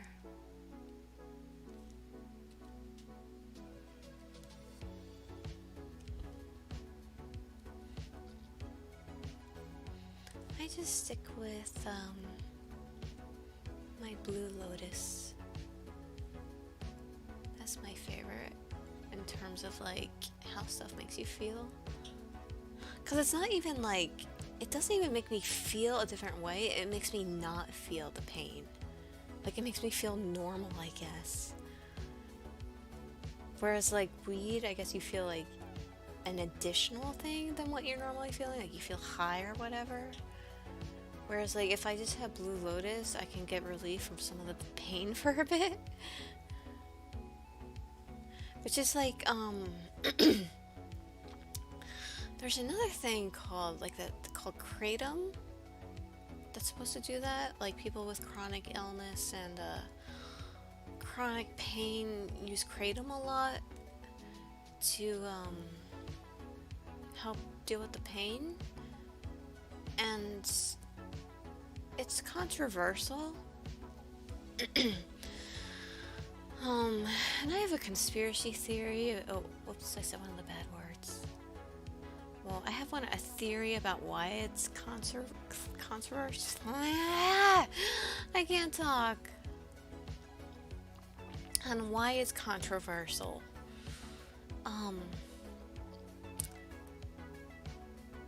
Well, so this was big like maybe like 3 years ago. I haven't been keeping up with it because it didn't work for me personally. But I tried it. So Kratom is a type of plant. Oh, excuse me. So it's a type of plant, and there's variants of it. Like there's different strains of it from different countries and stuff. And so you can take it as a powder, like you grind it up, and it's supposed to like help you manage your pain. And again, like some people say they get like high off of it. So that's where it's like became a problem to begin with, but that's not the main issue. The main issue is that is that my throat. When you drink it, well, there's different ways you can take it. Like you can since I like tea, like I made it into a tea.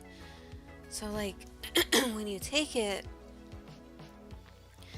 the part of the brain that reacts to opioids reacts like gets turned on when you have kratom. So I shouldn't say people, the FDA and the pharmaceutical companies were trying to claim that kratom is an opioid when it's not. They were trying to claim that because the opioid receptors react to it, like get ignited, like turn on in the brain when you have it, then that means it should be classified as an opioid and thus classified as some type of scheduled drug. And but the funny thing is there's lots of other stuff that you can take that turns the opioid receptor on your brain, like coffee, for example.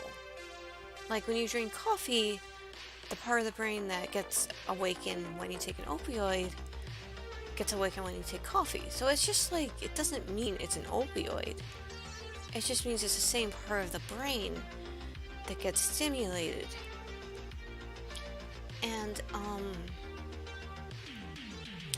the reason why the government and the FDA were trying to like outlaw it and stuff was because they found out when kratom came to this country and it started to get sales and became popular,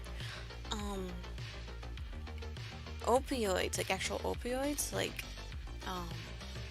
the prescription drugs of opioids were losing sales because people didn't like taking the synthetic stuff, and instead they stopped taking their prescriptions and started taking the kratom because kratom isn't addictive like opioids are.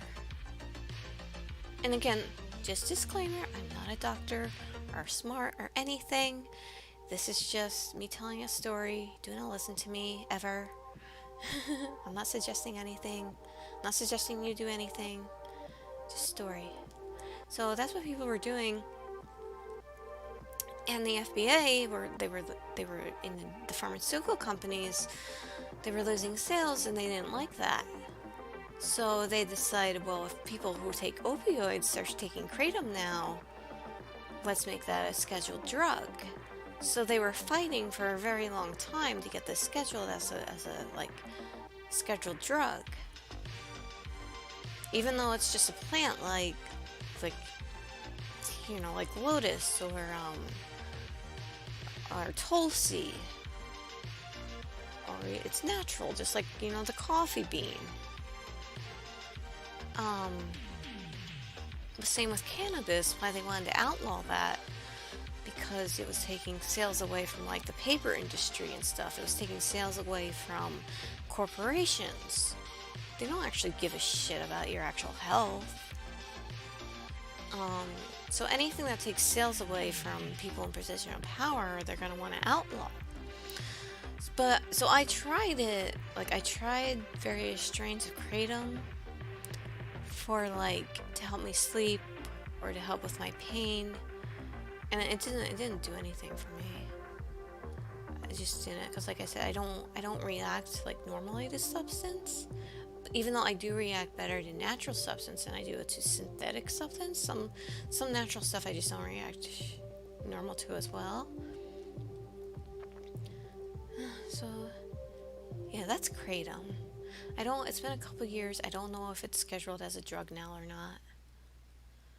I don't know if they won that.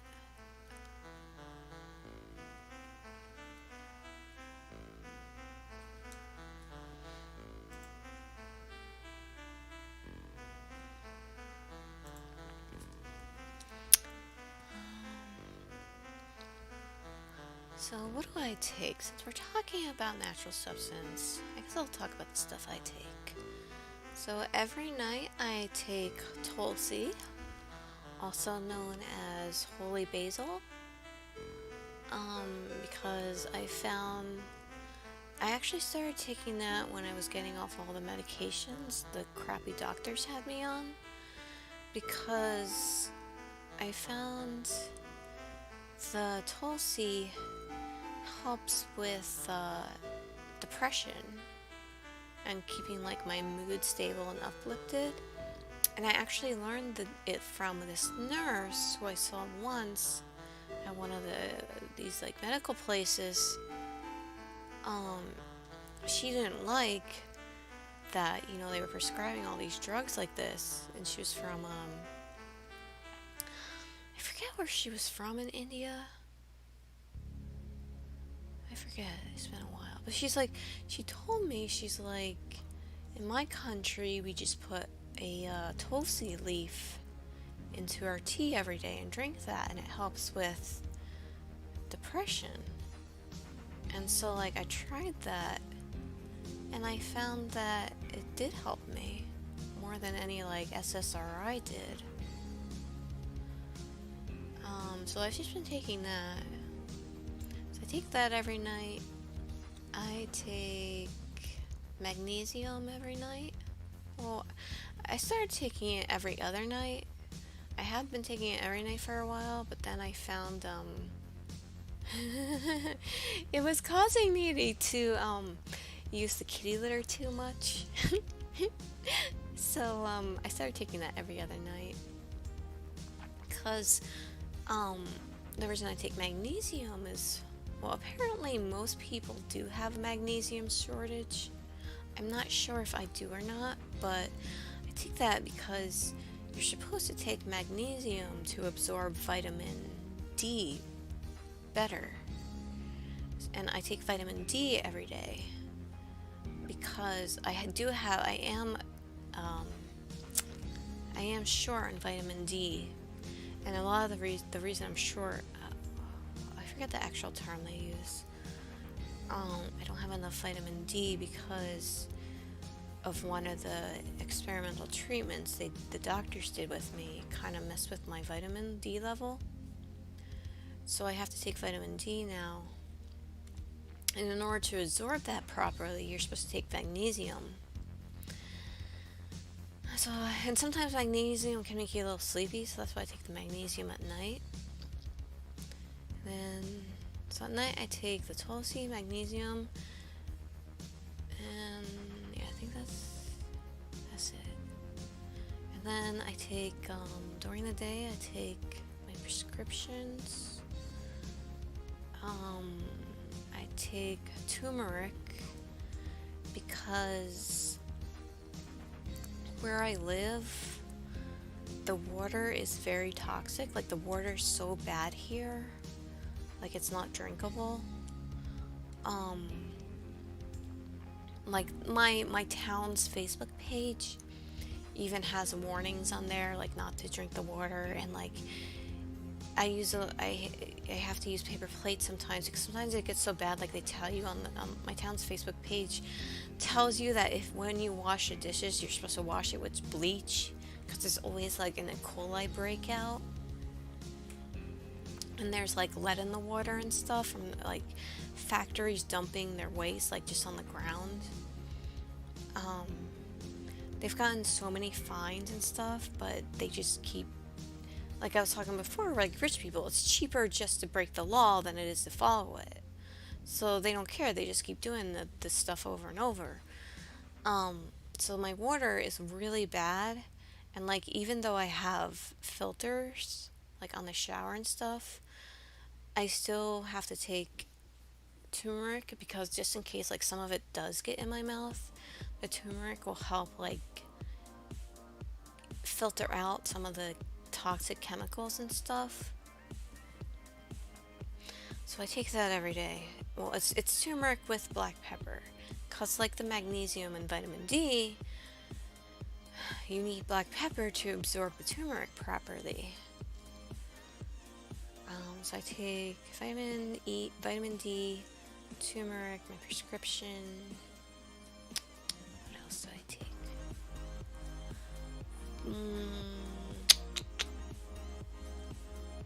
That's it.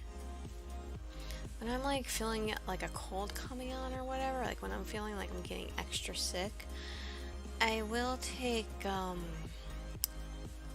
frankincense. And you have to be careful about it because there's different grades of frankincense oil or powder. Like some you can take orally, some is not part of taking orally.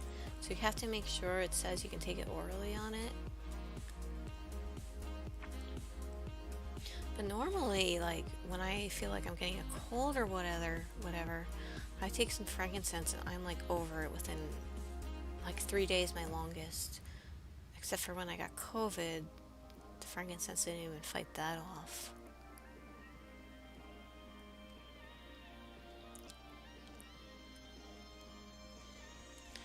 So let's see, and then I take the blue lotus tea, like I was talking about, but I have to use that sparingly since, like I mentioned in another video, that stuff is so expensive.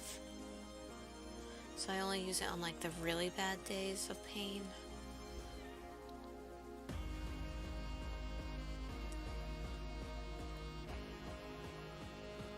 For a while, I was taking this root called rhodiola.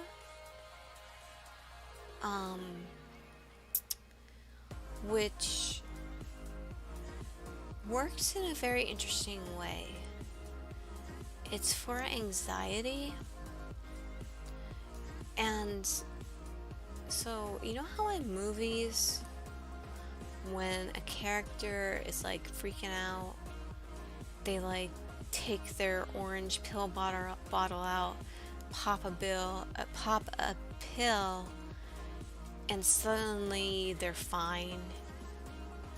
Well, actual SSRIs, like depression and anxiety medications, don't work like that. Like if you're feeling an anxiety attack or whatever, you can't just take your anti-D or anti-A med and it will go away. Like SSRIs work in the long-term type deal. But anyway, so this rhodiola root actually works like how they show in the movies, where it's this root that you can take. Like if you're feeling like you're getting an anxiety attack, you can take a rhodiola and it will like calm you down like right then and there. So I used to take that, but then I started like getting sick when I took them for some reason. No matter what brand, like I would get nauseous after I take it. So I'm guessing that like I just developed an allergic reaction to it or something, because that can happen sometimes. Like you use a product and you can develop an allergic reaction to something in it. But luckily I don't have anxiety attacks anymore like I used to, because a lot of what was causing it was the bad medication I was on. So I don't really need it anymore anyway. But that's just one thing.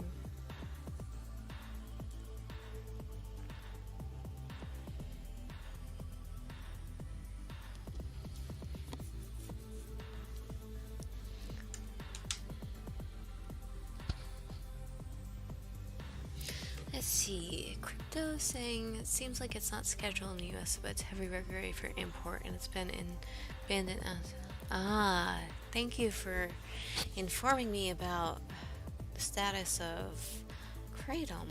Yeah, I didn't know that. Back when I was like trying it out, it wasn't banned anywhere.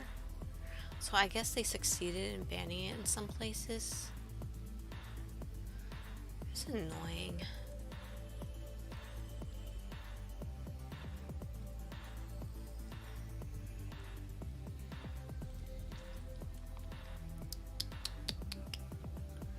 Am I finished with my ink?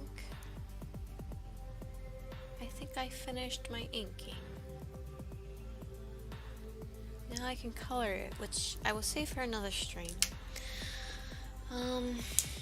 So I'll try and stream tomorrow and color this. Maybe around the same time. But for now, I'm going to head out,